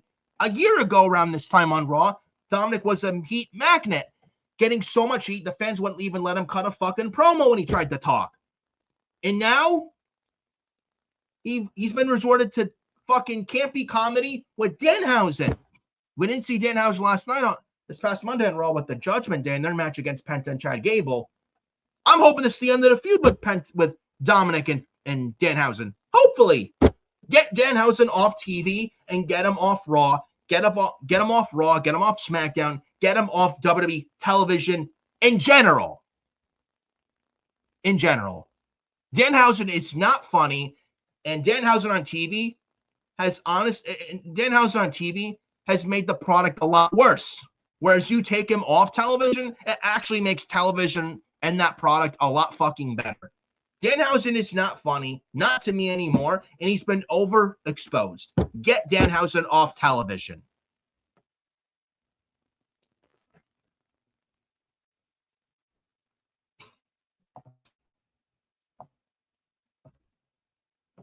I mentioned Chad Gable and Penta moments ago. Next match of Night 2 SummerSlam, Chad Gable defeated Penta for the Intercontinental Championship. 11 minutes. This could have went on a little bit longer, but happy Chad Gable won, and he won with the ankle lock submission when Penta tapped out to the ankle lock. Good stuff. This could have gone a lot longer. But Chad Gable winning the IC title here was the right move. It was either now or never for Chad Gable. If Chad Gable would have lost here, then Triple H would have needed to be questioned as head of creative, and maybe he would need to step down if Chad Gable didn't win here. Chad Gable winning here was the right fucking move. Slam dunk. Literally. Slam dunk with Chad Gable winning the IC title. I mentioned the Root Beer Bulldog ruining the moment. I already ranted on that earlier. Don't need to do that again. Minus that, I am happy for Chad Gable finally winning the IC title. This is his first main roster singles title win. I think he's going to have a good reign with it. I would say have Chad Gable as the IC champion throughout the rest of the year, and have him be IC champion until sometime in 2027 next year. Penta had a very good reign with the IC title. By the way, Penta had a great reign with the IC title, but it was Chad Gable's time, and Penta will be just fine now that he's not IC champion anymore.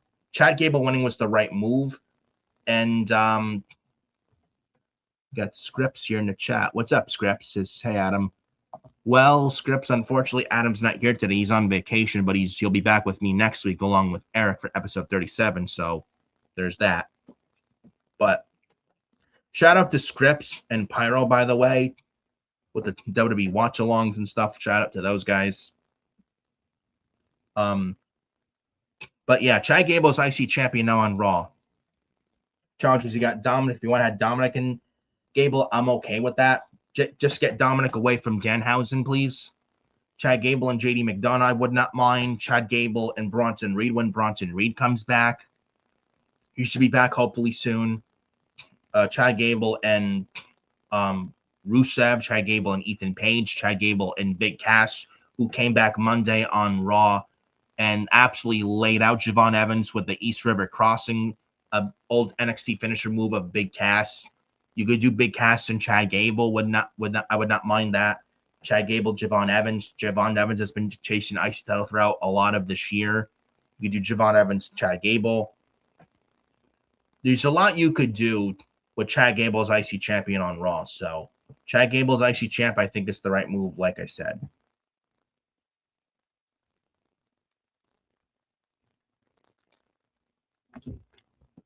And looking over my notes here. Here, over, go. And taking one more sip of my, or at least one last sip of my drink before I move on to Roman and Seth.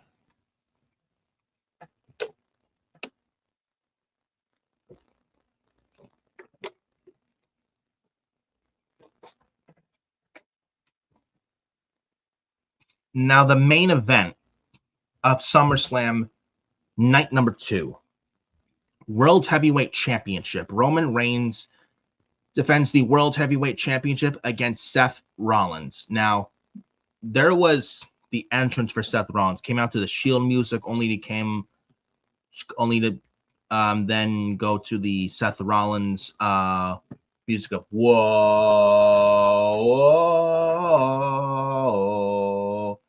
And he wore some like white with a light neon green and some orange purple. I don't know if he was trying to dress like Buzz Lightyear or whatnot, but that was Seth's attire from SummerSlam Sunday. Roman Reigns came out to his usual Tribal Chief music. Really, really, really good stuff. Their build was a lot to be desired because of the, hey, brother, let's have a match, brother. Let's have a title match, brother. When do you want to have the title match, brother? Yeah, SummerSlam, brother. Okay, let's do it, brother. Hey, brother, let's go get a haircut, brother. Let's go out to eat, brother. We're the greatest of all time, brother. Let's go out to a restaurant, brother. Let's hang out at the house, brother. Like, just awful, like, way to go with a build. The hey, brother shit, just nauseating and just awful.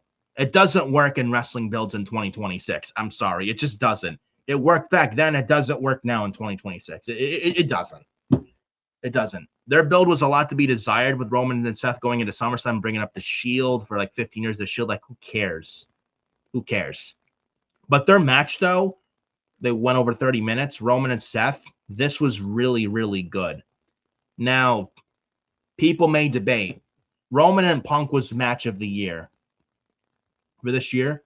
Roman and Seth may be very close. I think Roman Punk is match of the year this year. Roman and Seth at SummerSlam may be very, very close to Roman and Punk for WrestleMania this year. But Roman and Seth, really good stuff.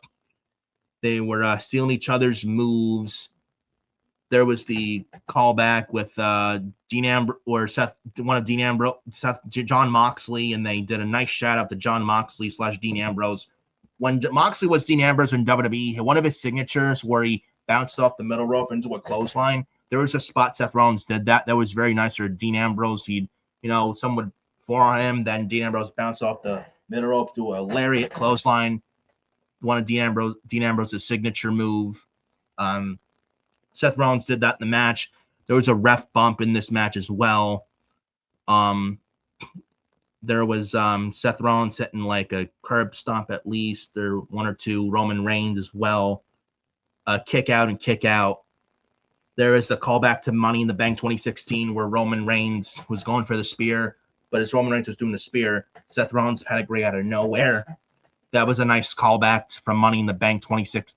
That was a nice callback from their match at Money in the Bank 2016. That was very, very nice. Seth Rollins then tried the top rope super curb stomp, but missed. And then there was Seth Rollins fighting out of the guillotine. as well. And then Roman Reigns towards the end had one spear, then a second spear. Then Seth Rollins like, come on, come on. And then the third spear was like the kill shot. And 1, 2, 3, and winner, and still your World Heavyweight Champion, Roman Reigns. And then after the match, Roman Reigns and Seth Rollins show respect to do that Shield fist pump, like here, where Dean Ambrose would usually be if he was there, to be in the middle. And a nice tribute to Dean Ambrose / John Moxley with the Shield as well from both Seth and Roman. And I hope Moxley was watching that. I do. Now, I got scripts here. Sorry about that. Hey, Nick, I got you two mixed up. No worry, scripts. It happens to all of us. Not to worry, man.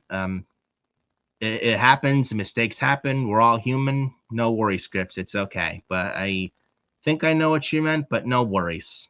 No worries. It's not the end of the world. Don't stress over it. No worries, bro. No worries at all. Happy to have you here. So, watching that, and again, I don't know if Moxley ever wants to come back to WWE. It'd be interesting to see Triple H in his administration, how they would book Dean Ambrose / John Moxley. But I mean, Moxley isn't doing much of anything these days in AEW, anyways, with the Death Riders and stuff. He could be so much better. But I don't know, and I know it's none of my business when Moxley's AEW deal's up, if it's up somewhere next year or the later part of next year. But I don't know if he ever wants to come back to WWE now that Vince is not there. I don't know. Now that Triple H is there, I have no idea. But I do hope at least Moxley was watching that match at SummerSlam this year with Seth Rollins and Roman Reigns, because that was some really, really good stuff. Not better than Punk and Roman, in my opinion, but still a very great match nonetheless. And my biggest question, where does Seth Rollins go from here? Because he lost to Roman clean.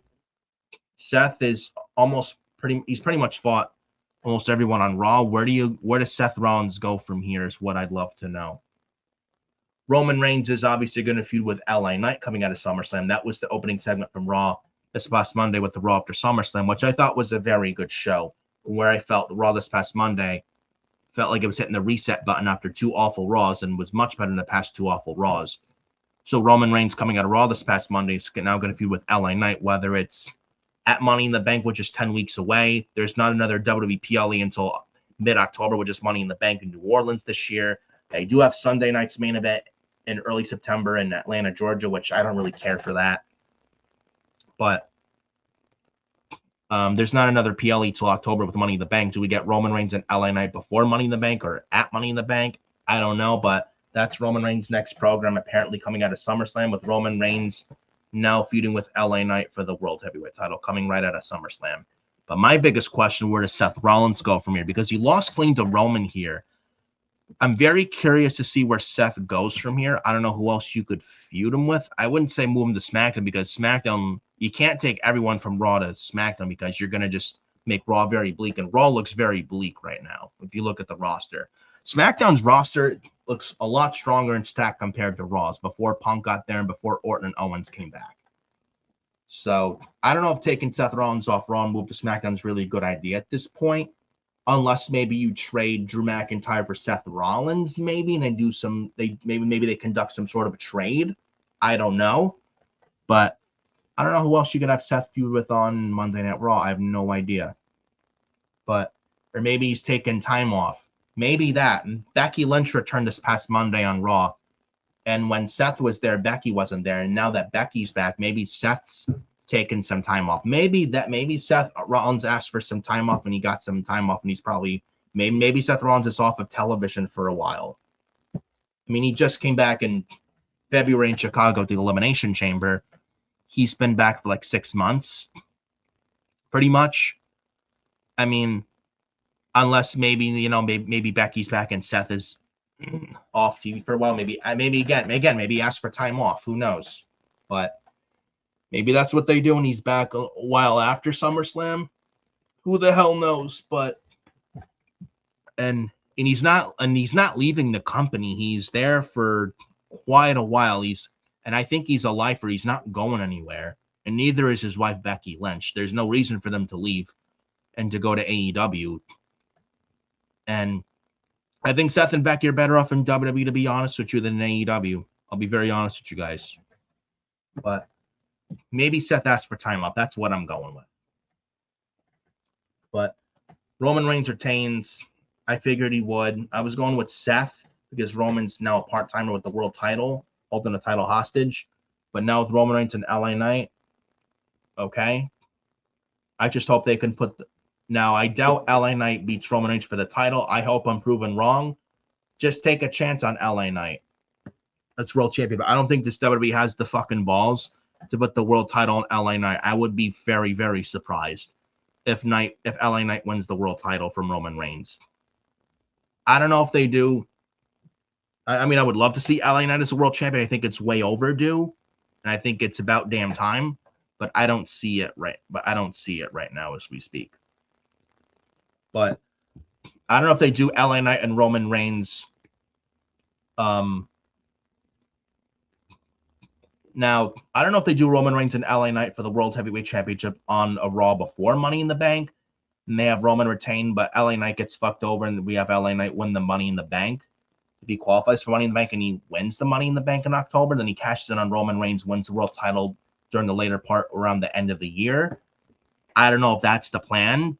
If that's the plan, I have no problem with that at all.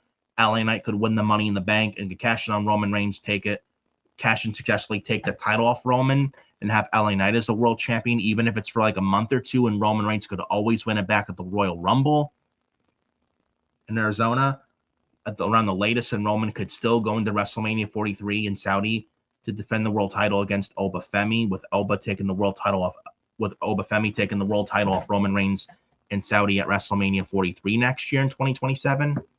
I don't know what their plan is, but I would imagine with 10 weeks to go from now till Money in the Bank, I would assume, because that's a really long build to Money in the Bank, I would probably say have Roman Reigns and LA Knight on a random Raw for the world title, though they did announce a nice little cliffhanger this past Monday on Raw. Triple H General Manager Rey Mysterio was in Gorilla chatting with Roman Reigns. Hey, I'm the Triple H General Manager Rey Mysterio. Let's have a conversation. And apparently, Rey Mysterio announced the best luchadors from Raw, SmackDown, and AAA, and a little, I think it's an 8 or 16-man tournament.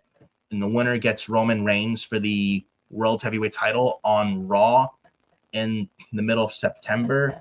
And I believe it's in Mexico City for the world title one-on-one against Roman Reigns. Apparently, reports say, according to Dave Meltzer, take him with a grain of salt. Apparently, it's going to be Kaiser Americano. Now, again, take him with a grain of salt. I would have Penta win the tournament. It was up to me because I think Penta and Roman Reigns would be fucking great for the World Heavyweight Championship. And that's just me. But LA Knight, Roman Reigns, I would say somewhere around anywhere in the month of September or something like that, or maybe going into September. Have Roman, I would say around anywhere in September, have Roman Reigns face LA Knight for the world title on a random Raw, maybe before the Raw before the Mexico City show or the Raw after the Mexico City show. Have LA Knight versus Roman Reigns on Raw for the world title. Have Roman retain, but then LA Knight after that qualifies for Money in the Bank. He wins Money in the Bank, and LA Knight cashes in the Money in the Bank successfully on Roman Reigns, wins the world title, takes it off Roman around the end of the year, with LA Knight closing out 2026 as the World Heavyweight Champion. And you could always have Roman Reigns win it back from LA Knight at the Royal Rumble in Phoenix in February 2027 at the Royal Rumble.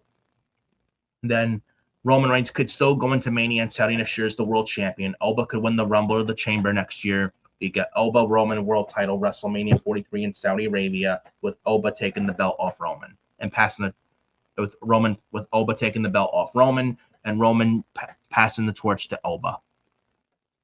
You could still do that. Because Roman Reigns is world champion for a full year from WrestleMania 42 to WrestleMania 43, that's boring and nobody wants to see that. Where you could have LA Knight win Money in the Bank and have him cash in on Roman, take the title off Roman at the end of the year. Roman could always win it back at the Rumble in February. Then, like I said, Roman Oba world title, WrestleMania 43, with Roman Reigns dropping the World Heavyweight Championship to Obafemi and coronating Obafemi as the guy at WrestleMania. You could always do that still. But yeah, that was SummerSlam for night 2. Night 2 was SummerSlam, was better than night 1. Like I mentioned, LA Knight, Roman Reigns. It opened on the Raw after SummerSlam in Iowa, Seth Rollins' hometown. Seth wasn't there. LA Knight, Roman Reigns, good opener. Ethan Page, Javon Evans, they wrestled the first match on the Raw after SummerSlam. Good match. There was a spot where Javon Evans leapfrogged over Ethan Page and the referee and had an OG cutter on Ethan Page for the 1-2-3, which I thought was sick and crazy in a good way. Javon Evans is bouncy, as Adam Carl would call him, Bouncy Evans. So Javon Evans gets the victory. After the match, Big Cass returns and he attacks Javon Evans, gives him the East River Crossing, and Big Cass is back as a heel. But no Enzo Amore, though, which I was very surprised by. But though, do I think Big Cass? Now, do I think not Big Cass? So now, do I think Enzo maybe returns later on?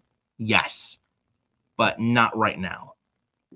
Do I think they have Enzo and Cass back as a tag team later on? Probably yes.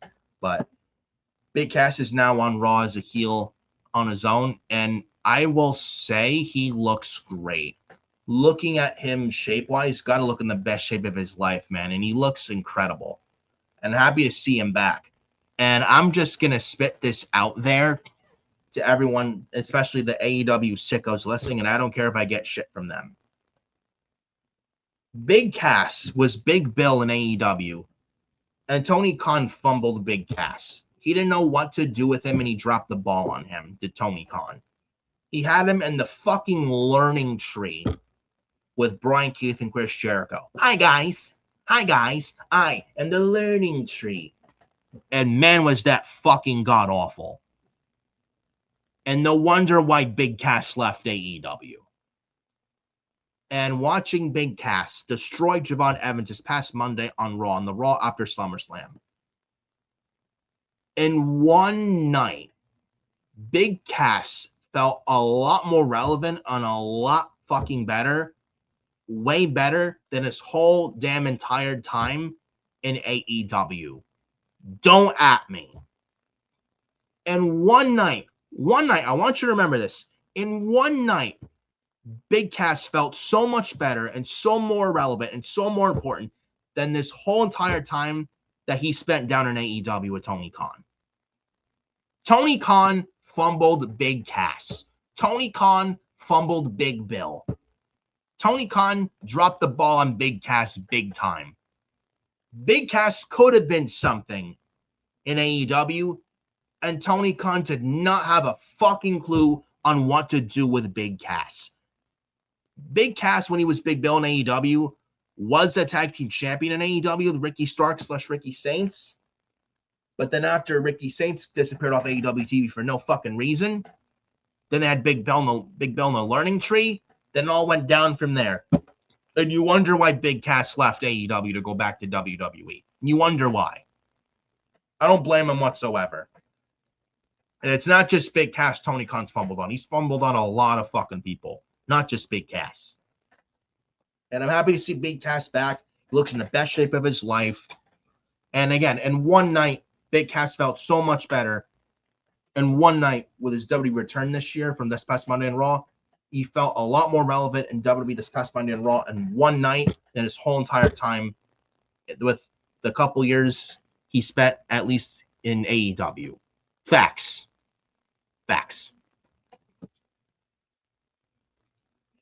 There was a little backstage promo Big Cass had later on in the show. I think Jackie Redmond interviewed him. Big Cass said something for a long time, for years, I was held down and locked up. It was held down, or something along those lines. he was confined or whatnot. Then Big Cass said, sorry, like Javon Evans, it's nothing personal, it's just business. So we got a Big Cass and Javon Evans feud. I do not mind that at all. I think this is a nice little first feud for Big Cass back, and I don't mind this whatsoever. So it's a nice little mid-card feud for Big Cass back. And again, he looks great, and I'm happy to see him back. Back for the first time in 8 years. And no Kevin Dunn, by the way, to get him fired. Just throwing that out there. Where Kevin Dunn got Big Cass fired because Big Cass disobeyed Kevin Dunn. This was when Big Cass was feuding with Daniel Bryan on SmackDown throughout the spring of 2018. When Big Cass had the little SmackDown segment with the little midget Bryan, where Big Cass was told just do a big boot. Big Cass wanted to do more than a big boot, and Big Cass asked Vince McMahon for permission to do more than a big boot attack, and Vince said no, but Big Cass did what he wanted anyway, after Vince had told him no. And then 2 straight pay-per-views in a row in 2018, I think it was Backlash and Money in the Bank, both in 2018. Big Cass wrestled Daniel Bryan each of those pay-per-views and lost clean via submission to Daniel Bryan both times clean. Clean as a whistle. And then I think Big Cass during the European tour in May of 2018, Big Cass was acting all drunk on the bus and he got kicked off the tour bus. He was all drunk enough and stuff, and he was kicked right off that bus. And then Kevin Dunn was trying to sit down with Big Cass for promo rehearsals. I mean, who would listen to Kevin Dunn for promo rehearsals? A guy who hates wrestling. Seriously. And Big Cass wouldn't listen to Kevin Dunn. He was disobeying Kevin Dunn. And when you disobey Kevin Dunn, that is a recipe for disaster. You disobey Kevin Dunn, he went right to Vince McMahon. And if Kevin Dunn wanted you fucking out and fired, then you're done. If Big Cass wanted you fired, Vince would fire you. And Big Cass was fired. He was released by WWE back in mid-June of 2018. He wrestled Daniel Bryan. His last WWE match was against Daniel Bryan, and I think it was Chicago. It was Money in the Bank 2018 in Chicago, where Big Cass wrestled Daniel Bryan, in which was Big Cass's last WWE match before he came back this past Monday on Raw. And then a couple days after that, that's when Big Cass was let go by WWE after just wrestling Daniel Bryan 2 nights previous at Money in the Bank that year. But now Big Cass is back. No Kevin Dunn, no Vince McMahon. And now Big Cass doesn't have to worry about that anymore. And he's back. He looks great. And again, happy to see him back. I'm interested to see where he goes going forward. And I do think Enzo still comes back later on down the line, just not anytime soon, probably. Maybe still some more indie dates. I don't know, but we'll see what happens.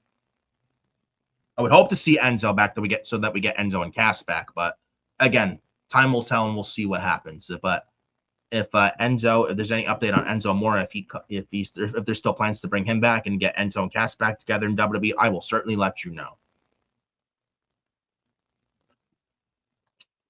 We also had Monday on Raw, like I said.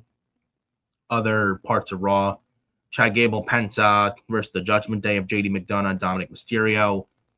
Chad Gable pinned Dominic Mysterio off the Chaos Theory. That's that rolling German suplex from the back rolling German suplex from the corner that Chad Gable does, one of his finishers. Pins Dominic off that. Before that, Chad Gable and Penta had a nice segment with the Judgment Day before the match, promptu match. Like I said, the cliffhanger for Rey Mysterio, Roman Reigns. Other stuff on Raw, just looking over my notes here. Also on Raw, let's take another sip. Don't want to, throat's a little dry, don't want to lose my voice.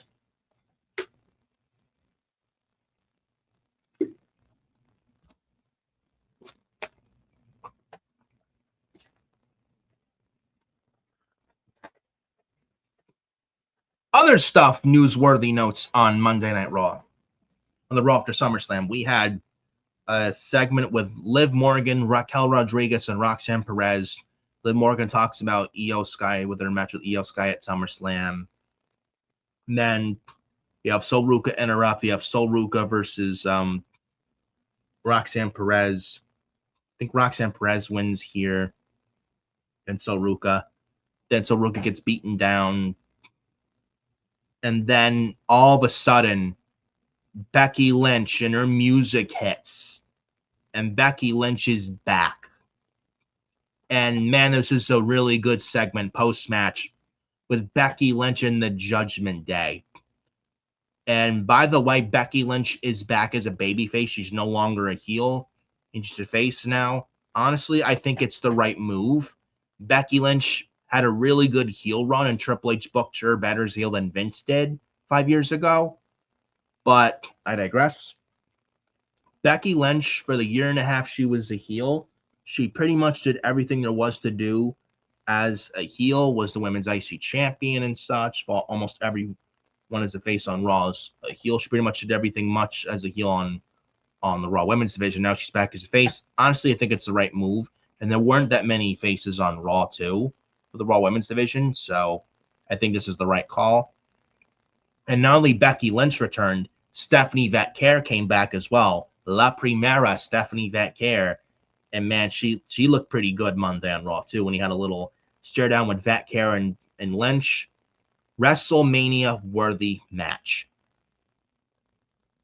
Becky Lynch and Stephanie Vatcare at WrestleMania 43. Inject that shit in my veins. Please. Please. But Becky Lynch and Stephanie Vatcare, they're back. This injects life into that Raw women's division. And that Raw women's division needed a big-time shot in the arm. And they definitely got that, no questions asked, with Becky Lynch back and Stephanie Vatcare back. And happy to see them both back. And like they had the Judgment Day, Liv Morgan, Raquel Rodriguez, Roxanne Perez. Lyra Valkyrie has not been on TV in a few weeks. I don't know what we're doing. Get her back on TV. Bayley's been out since Saturday night's main event. And there's rumors of Bayley's WWE contract.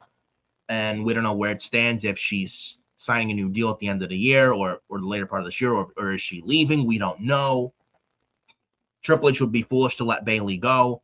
I don't know what's going on with Bayley, but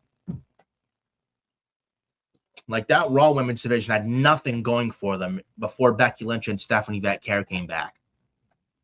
But Becky and Vatcare are now back.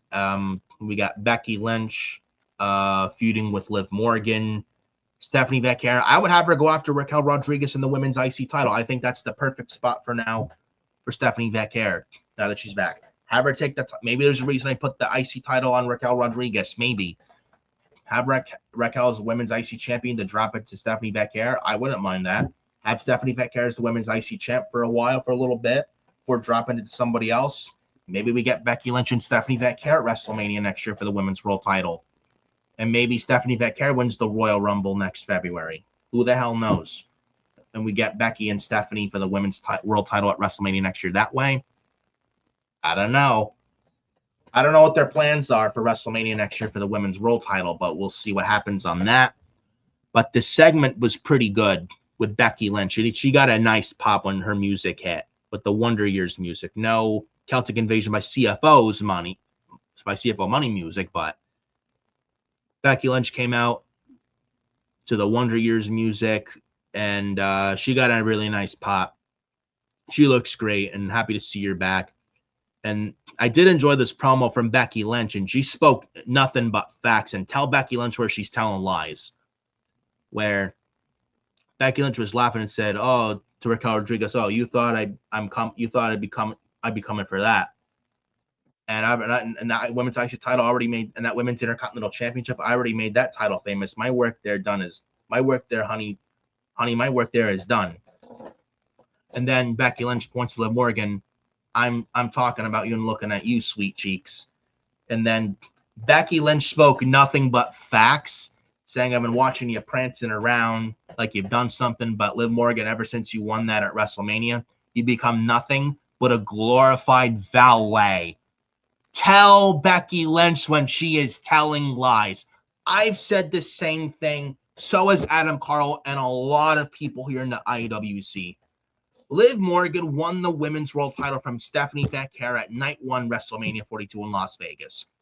Not one title defense, zero compelling stories since Liv Morgan won that thing at WrestleMania, and zero title defenses up until SummerSlam Saturday this year against Io Sky. Liv Morgan was even in the Queen of the Ring tournament when she was the women's world champion, and should not have even been in that tournament from the word go. Liv Morgan as women's world champion, that Queen of the Ring tournament this year, never made sense from the fucking start. And Becky Lynch said it best that Liv Morgan's been a glorified valet since winning the women's world title at WrestleMania this year, with Liv Morgan not even defending the title since winning it and not defending it until SummerSlam last Saturday. Tell Becky Lynch when she's telling lies. And then Becky Lynch said, Liv Morgan, you've been the worst women's world champion of all time. Mocking Liv Morgan, I'm like, yeah, and I laughed. I mean, and again, Becky Lynch was not wrong.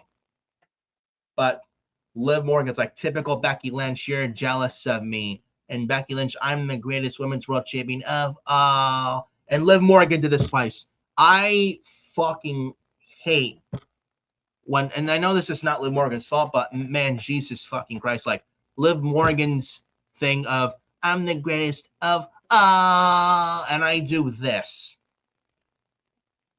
every time I hear Liv Morgan, the greatest women's world champion of all time. Like, and Liv Morgan, and they had Liv Morgan do it twice. Nobody asked for that, by the way. And Liv Morgan doing the greatest of all. I do that, or either mute the TV. It's literally cringe and go away heat. It's awful. It's really genuinely awful. I don't know who enjoys that. I don't. And then Liv Morgan, Roxanne Perez, and Raquel Rodriguez leave the ring. And then Becky Lynch is on the mic. And before that, Becky Lynch is doing the mocking Liv Morgan's laugh. Like, and then Liv and Raquel and Roxanne leave the ring. And Becky Lynch said another thing that wasn't a lie. Liv Morgan, you're not even the best champion in your own group, which is facts. And then Becky Lynch also brought up to Liv, you're not even the best champion in your group to sleep with Dominic Mysterio. And man, that was a man. I laughed my ass off at that line, man. Oh my goodness. Oh my goodness. And then the pyro went off. You would think it was Kane, the big red machine. But it was Stephanie Becker. Maybe she looks up to Glenn Jacobs, the big red machine Kane. Who knows? If Adam Carl was here, he'd probably say the same thing. But I digress. Joking aside, Stephanie Becker, the pyro goes off. Stephanie Becker's terrible Def Rebel music, not by Chris Egert, the music after that. Her terrible Def Rebel music came off or went off. Stephanie Becker's out. She's back. Takes out Liv Morgan, Roxanne Perez, and Raquel Rodriguez. We then get Becky Lynch behind Stephanie Becker, but no attack to Stephanie from behind. None of that. We get Becky Lynch and Stephanie Becker with a nice stare down. And again, that's a WrestleMania worthy match right there. Becky Lynch and Stephanie Becker, legitimately. But Becky Lynch and Stephanie Becker are back. Very happy to see them back. It injects the life in that Raw Women's division they needed. And again, Raw this past Monday felt like a reset after the two awful Raws. And Raw this past Monday was much better than Raw these past 2 weeks. The Raw after SummerSlam this year, even better than the Raw after Mania this year, and the Raw after SummerSlam this year. Possibly, to me, probably one of the best Raws, if not the best Raw of the year, to be very honest with you. And I'm just throwing that out there. Let me know what you guys think on that. But Becky Lynch and Stephanie Becker are back. I think this is a great move. This is a big deal. This is really, really good. Happy to see them back. The Raw Women's division needed a shot in the arm, and they totally got that with Becky and Becker back. So happy to see them back. And they add a lot to television and that Raw Women's division. So happy to see them back. And Becky and Liv Morgan for the Women's World Title feud coming out of SummerSlam, I am okay with that because there's a history with Liv Morgan and Becky Lynch. They have a score to settle. Liv Morgan won the women's world title at King and Queen of the Ring in 2024 in Saudi. Who did Liv Morgan beat for that title? Becky Lynch. When Becky Lynch was written off WWE television around the early summer, closer to early summer of 2024, before Becky Lynch came back at WrestleMania 41 last year, who did Becky Lynch? Who did Becky Lynch got written off by who in a steel cage match on Raw? Liv Morgan. The first round of the Queen of the Ring this year, Becky Lynch and Liv Morgan were in the same first round match. Who did Liv Morgan eliminate in the first round? Becky Lynch. So there's a history and a score to settle, an unfinished business with Liv Morgan and Becky Lynch. So Liv Morgan and Becky Lynch for the women's world title feud coming out of SummerSlam. I have no problem with that whatsoever. Yeah, you got no complaints out of me for that. And you know what? I put the title on Becky Lynch. At least she would make that title mean something again, and she would defend that thing again. Liv Morgan has only defended that title once at SummerSlam against Io Sky, which honestly Io should have won. And to be quite honest with you guys, I would take the belt off Liv Morgan. I would put it on Becky Lynch. Even if you have Roxanne Perez win the Money in the Bank, which I'm predicting Roxanne Perez wins the Money in the Bank for the women this October in New Orleans at Money in the Bank. And you can have Becky take it off Liv. Roxanne wins Money in the Bank. But Liv can win it back from Becky, only for Roxanne to cash in on Liv and win the women's world title off of Liv Morgan. And Roxanne Perez is out of the Judgment Day and as a babyface again. And Roxanne Perez is a new women's world champion.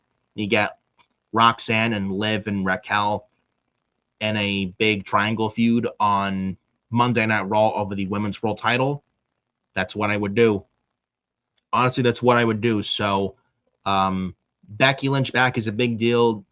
This is a really good thing. Happy to see Becky Lynch back. And the same thing with Stephanie Becker.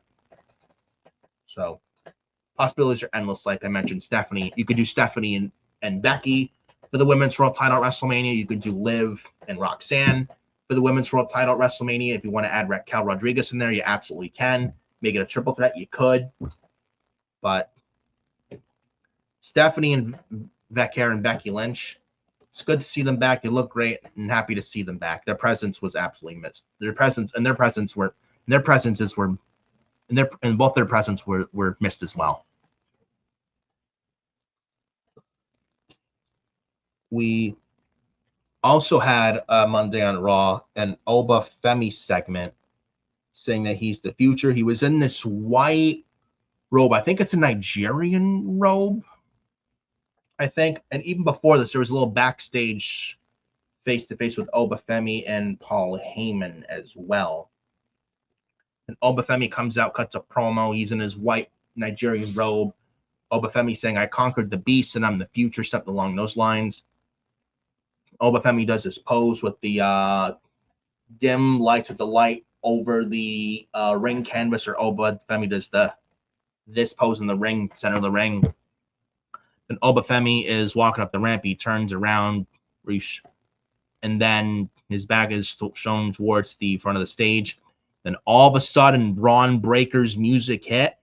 The Vision comes out, but we get a stare down with Braun Breaker and Oba Femi. And man, take my fucking money on that. This should have been the semifinal round and this year's King of the Ring, Braun Breaker versus Oba Femi. I don't know why we didn't get that there, but I guess better late than never, yeah? But Braun Breaker, Oba Femi, I think this is right with Oba Femi with what we're doing him now, with coming out of retiring Brock Lesnar at SummerSlam this year. We're not going to do Oba Femi in a squash match. We're not going to do that. You have Oba Femi in real legit feuds and give Oba something meaningful to do until we get to Royal Rumble season, where Oba wins the Rumble, and we get Oba and Roman at WrestleMania 43 next year in Saudi for the World Heavyweight Championship. Oba Femi and Braun Breaker, I do not mind this at all, and I think this is the right spot for Oba Femi. Even Braun Breaker is just going to be pet food for Oba Femi. This is a big deal match. It's two bulls going at it, so I don't mind this. And yeah, I mean, Braun Breaker, we all know he's going to lose to Oba, but I mean, it gets Braun in a meaningful way against Oba.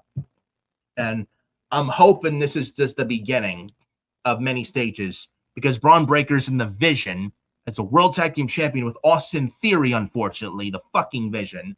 Adam Carl's favorite group division. I know. If Adam Carl, and I wish he was here, if he was here, he'd rip that Vision to shreds. I know. But we have Braun Breaker versus Joe Hendry. Joe Hendry was destroyed by Braun Breaker. Poor Joe Hendry is a jobber. And he's a TNA and NXT World Champion.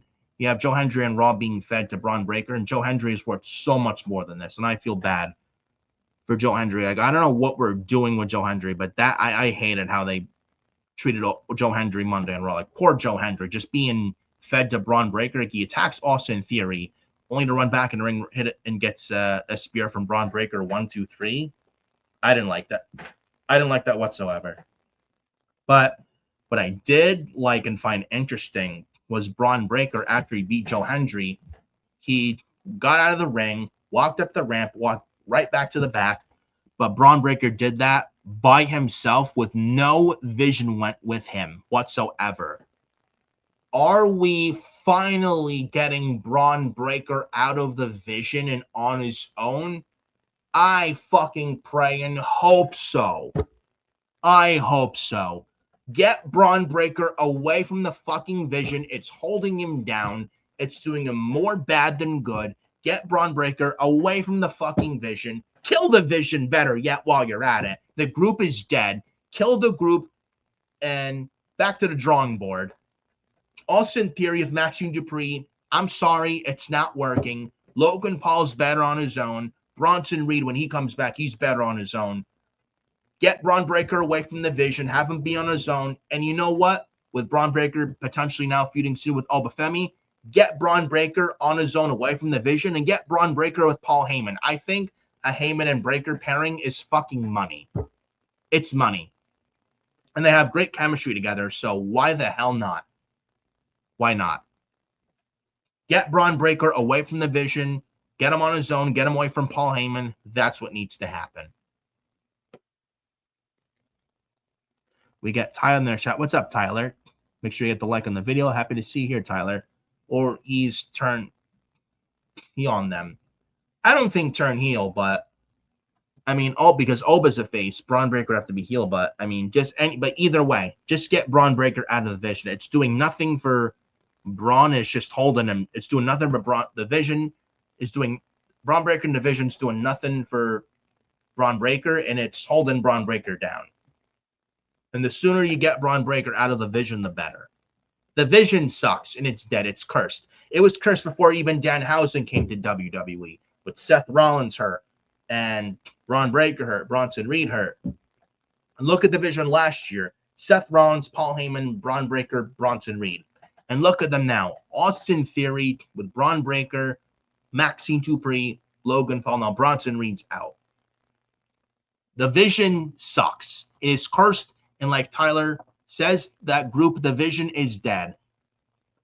Could not agree more, Tyler. Could not agree more. End the group, end the Vision, kill the Vision, go back to the drawing board. You know who I would bring up to Monday Night Raw? They're from AAA. They'd be a much better faction to run roughshod on Raw than the fucking Vision, and then better than the Judgment Day. I'll tell you what. I'm just going to throw this out here right now.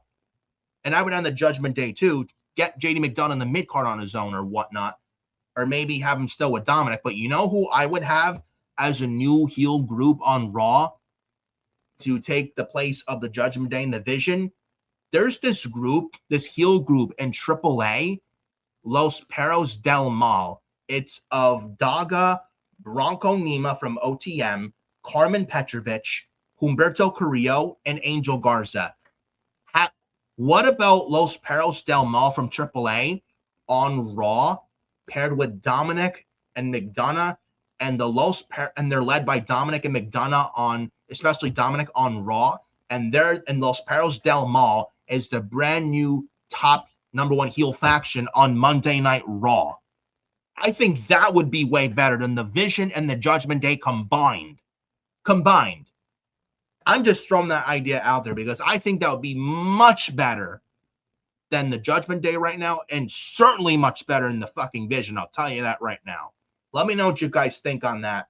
in the live chat or comment section down below, because I think that would inject life and be a breath of fresh air from Monday Night Raw. And it'll be a lot better off for Dominic and McDonough as well. But Braun Breaker, Joe Hendry, it was a squash basically. Not going to talk much about it. Joe Hendry was buried and fed to Braun Breaker was Joe Hendry. Joe Hendry deserves better. And then, like I said, the Oba Feby segment as well, the Braun Breaker. Got one more little quick thing to talk about before we conclude today's episode. And Tyler in the chat, I like that idea. Thank you, Tyler. I've been thinking about it for a little while, and I think it'd be something different. It's something fresh with Los Perros del Mal from AAA move to Raw sometime next year, whatnot. And they're the top heel faction on Raw, surpassing the Judgment Day in the Division while you kill the Judgment Day in the Division. I think that's the way to go. Because I think Roxanne Perez wins Money in the Bank is going to be out of the Judgment Day anyways. And Raquel could be on her own, just like Roxanne. The Judgment Day has pretty much run its course. The same thing with the Vision. The Vision is just dead. But that's just my opinion. But yeah. But yeah, I've been thinking about that idea for a while. I think that would be a great idea. I think that would be very fresh, and it's something different. It's something new. And Undertaker's doing a good job with AAA, and the Los Perros del Mal is doing some good stuff down there. So, I mean, I don't see why not. And it adds another tag team on Raw, and Angel and Berto, the Los Garces, or the Garces. The Raw and SmackDown both need tag teams, so why not? Dog is pretty good. Carmen Petrovich from NXT is very good. She's Canadian, but she's very good as well down in NXT. And then you got Bronco Nima from OTM. I'm not big on OTM, but you got Bronco Nima in the group as well. But yeah, just that idea I've been thinking about for a while. Los Perros del Mal running roughshod on Monday Night Raw as the new #1 faction, surpassing the Judgment Day in the Division on Monday Night Raw, led by Dominic, Mysterio, and JD McDonough, especially Dominic. So, and then we got the main event from Raw this past Monday and the Raw after SummerSlam. Not gonna talk about SmackDown last week, the SmackDown the day before SummerSlam, because although I will say, still not where it needs to be before Kevin Owens came back. But now that Kevin Owens is back, it should be hopefully a lot better now with SmackDown. And with Owens, Punk, Orton, Cody, Gunther, Balor, Sammy, then you get McIntyre back. SmackDown has the potential to be the A show again. But we'll see what happens on that. Hopefully SmackDown changes for the better now that Kevin Owens is back. But SmackDown last week was a lot better than Raw last week. Raw go-home show for SummerSlam, but I digress. But then we had NXT this past Tuesday. We had Lola Vice and Kendall Gray in the main event at NXT this past Tuesday in an underground match for the NXT Women's title. Kendall Gray won with the armbar. Really, really good stuff. Kendall Gray retains. I think that's Lola Vice's send-off. Apparently, she's SmackDown bound as soon as tonight. SmackDown for the SmackDown after SummerSlam later on tonight. Lola Vice is going to be on SmackDown, which I think is the right logical move. She's dating Damian Priest, who's on SmackDown. And I think SmackDown's a nice landing spot for Lola Vice. And they don't have that Latina presence on SmackDown.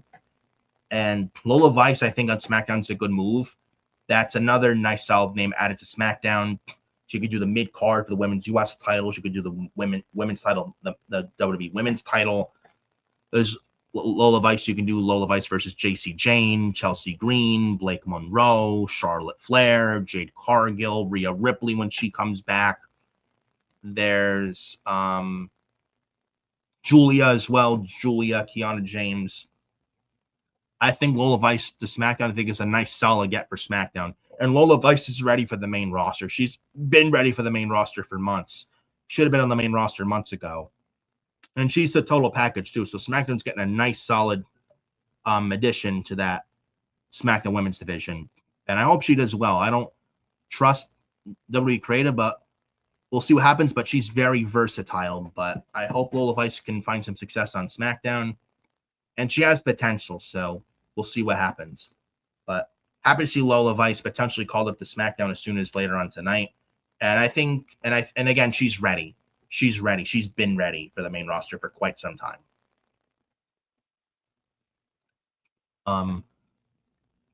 We also got on NXT, I think we got new NXT Tag Team Champions in Tavion Heights and the NXT North American Champion, Miles Bourne, who's currently dating Stephanie Vaquer.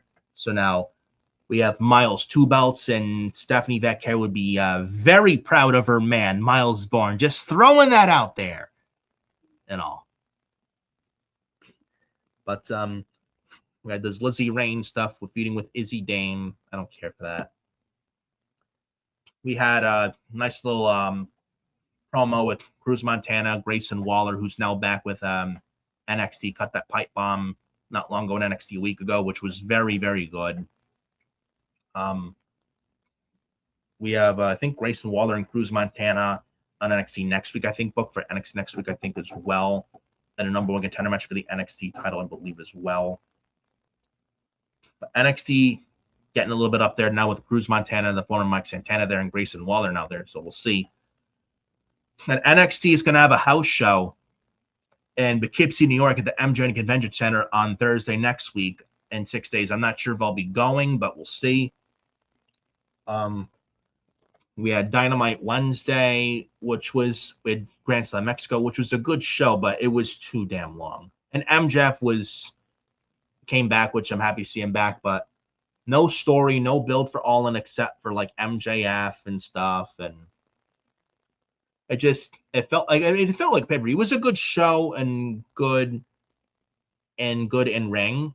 And I like the stage set up for Grand Slam Mexico this past Wednesday Dynamite, but not really much at all for All In when they should be focusing on building to All In, which is like their biggest show, like their WrestleMania of the year for AEW for All In at Wembley in London.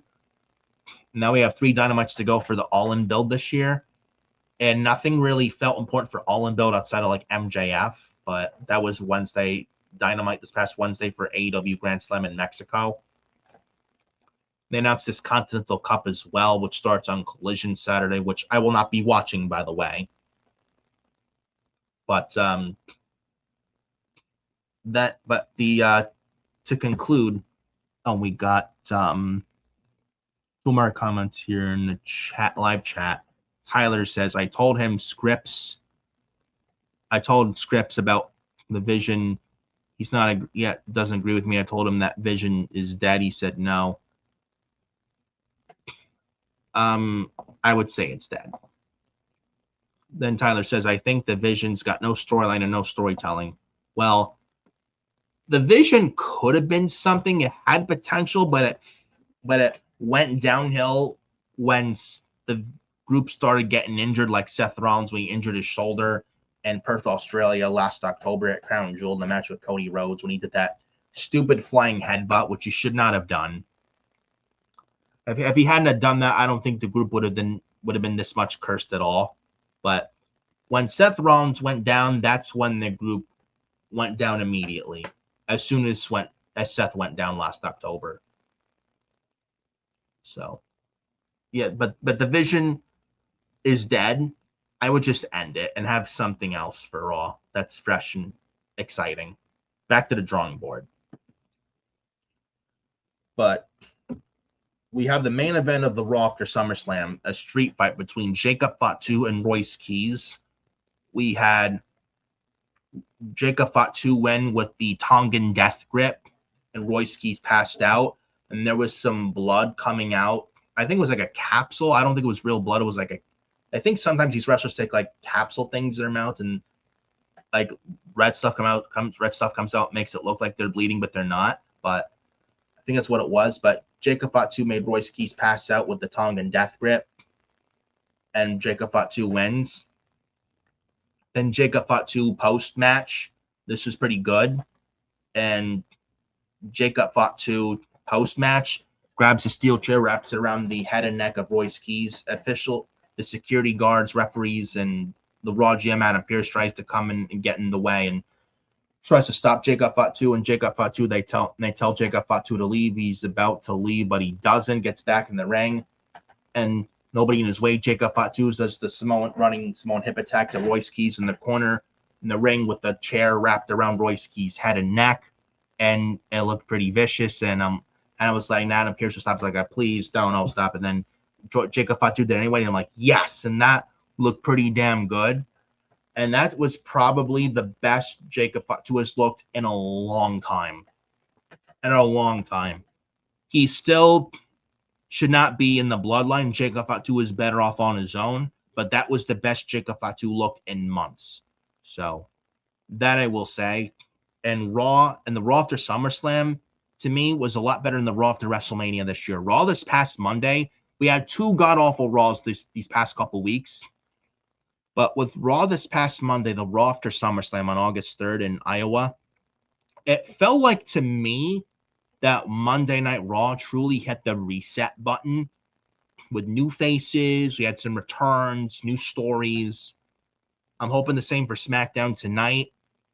But Raw this past Monday felt like hitting the reset button. Felt like a reset. And again, new stories, got big casts, back feuding with Javon Evans, nice little mid-card feud. Penta, Dominic Mysterio would not, if that is to be, I would not mind that. We got Royce Keys written off TV for a while. You got a nice little cliffhanger with Roman Reigns, Rey Mysterio. It could be Penta or Kaiser Americano versus Roman Reigns for the world title on Raw in mid-September in Mexico City. Potentially, you got LA Knight in the chase for the world title against Roman Reigns. You got Becky Lynch back feuding with Liv Morgan. Stephanie Becker feuding with Raquel Rodriguez. Got Tolruka in there and then Roxanne Perez, Obafemi, and Braun Breaker.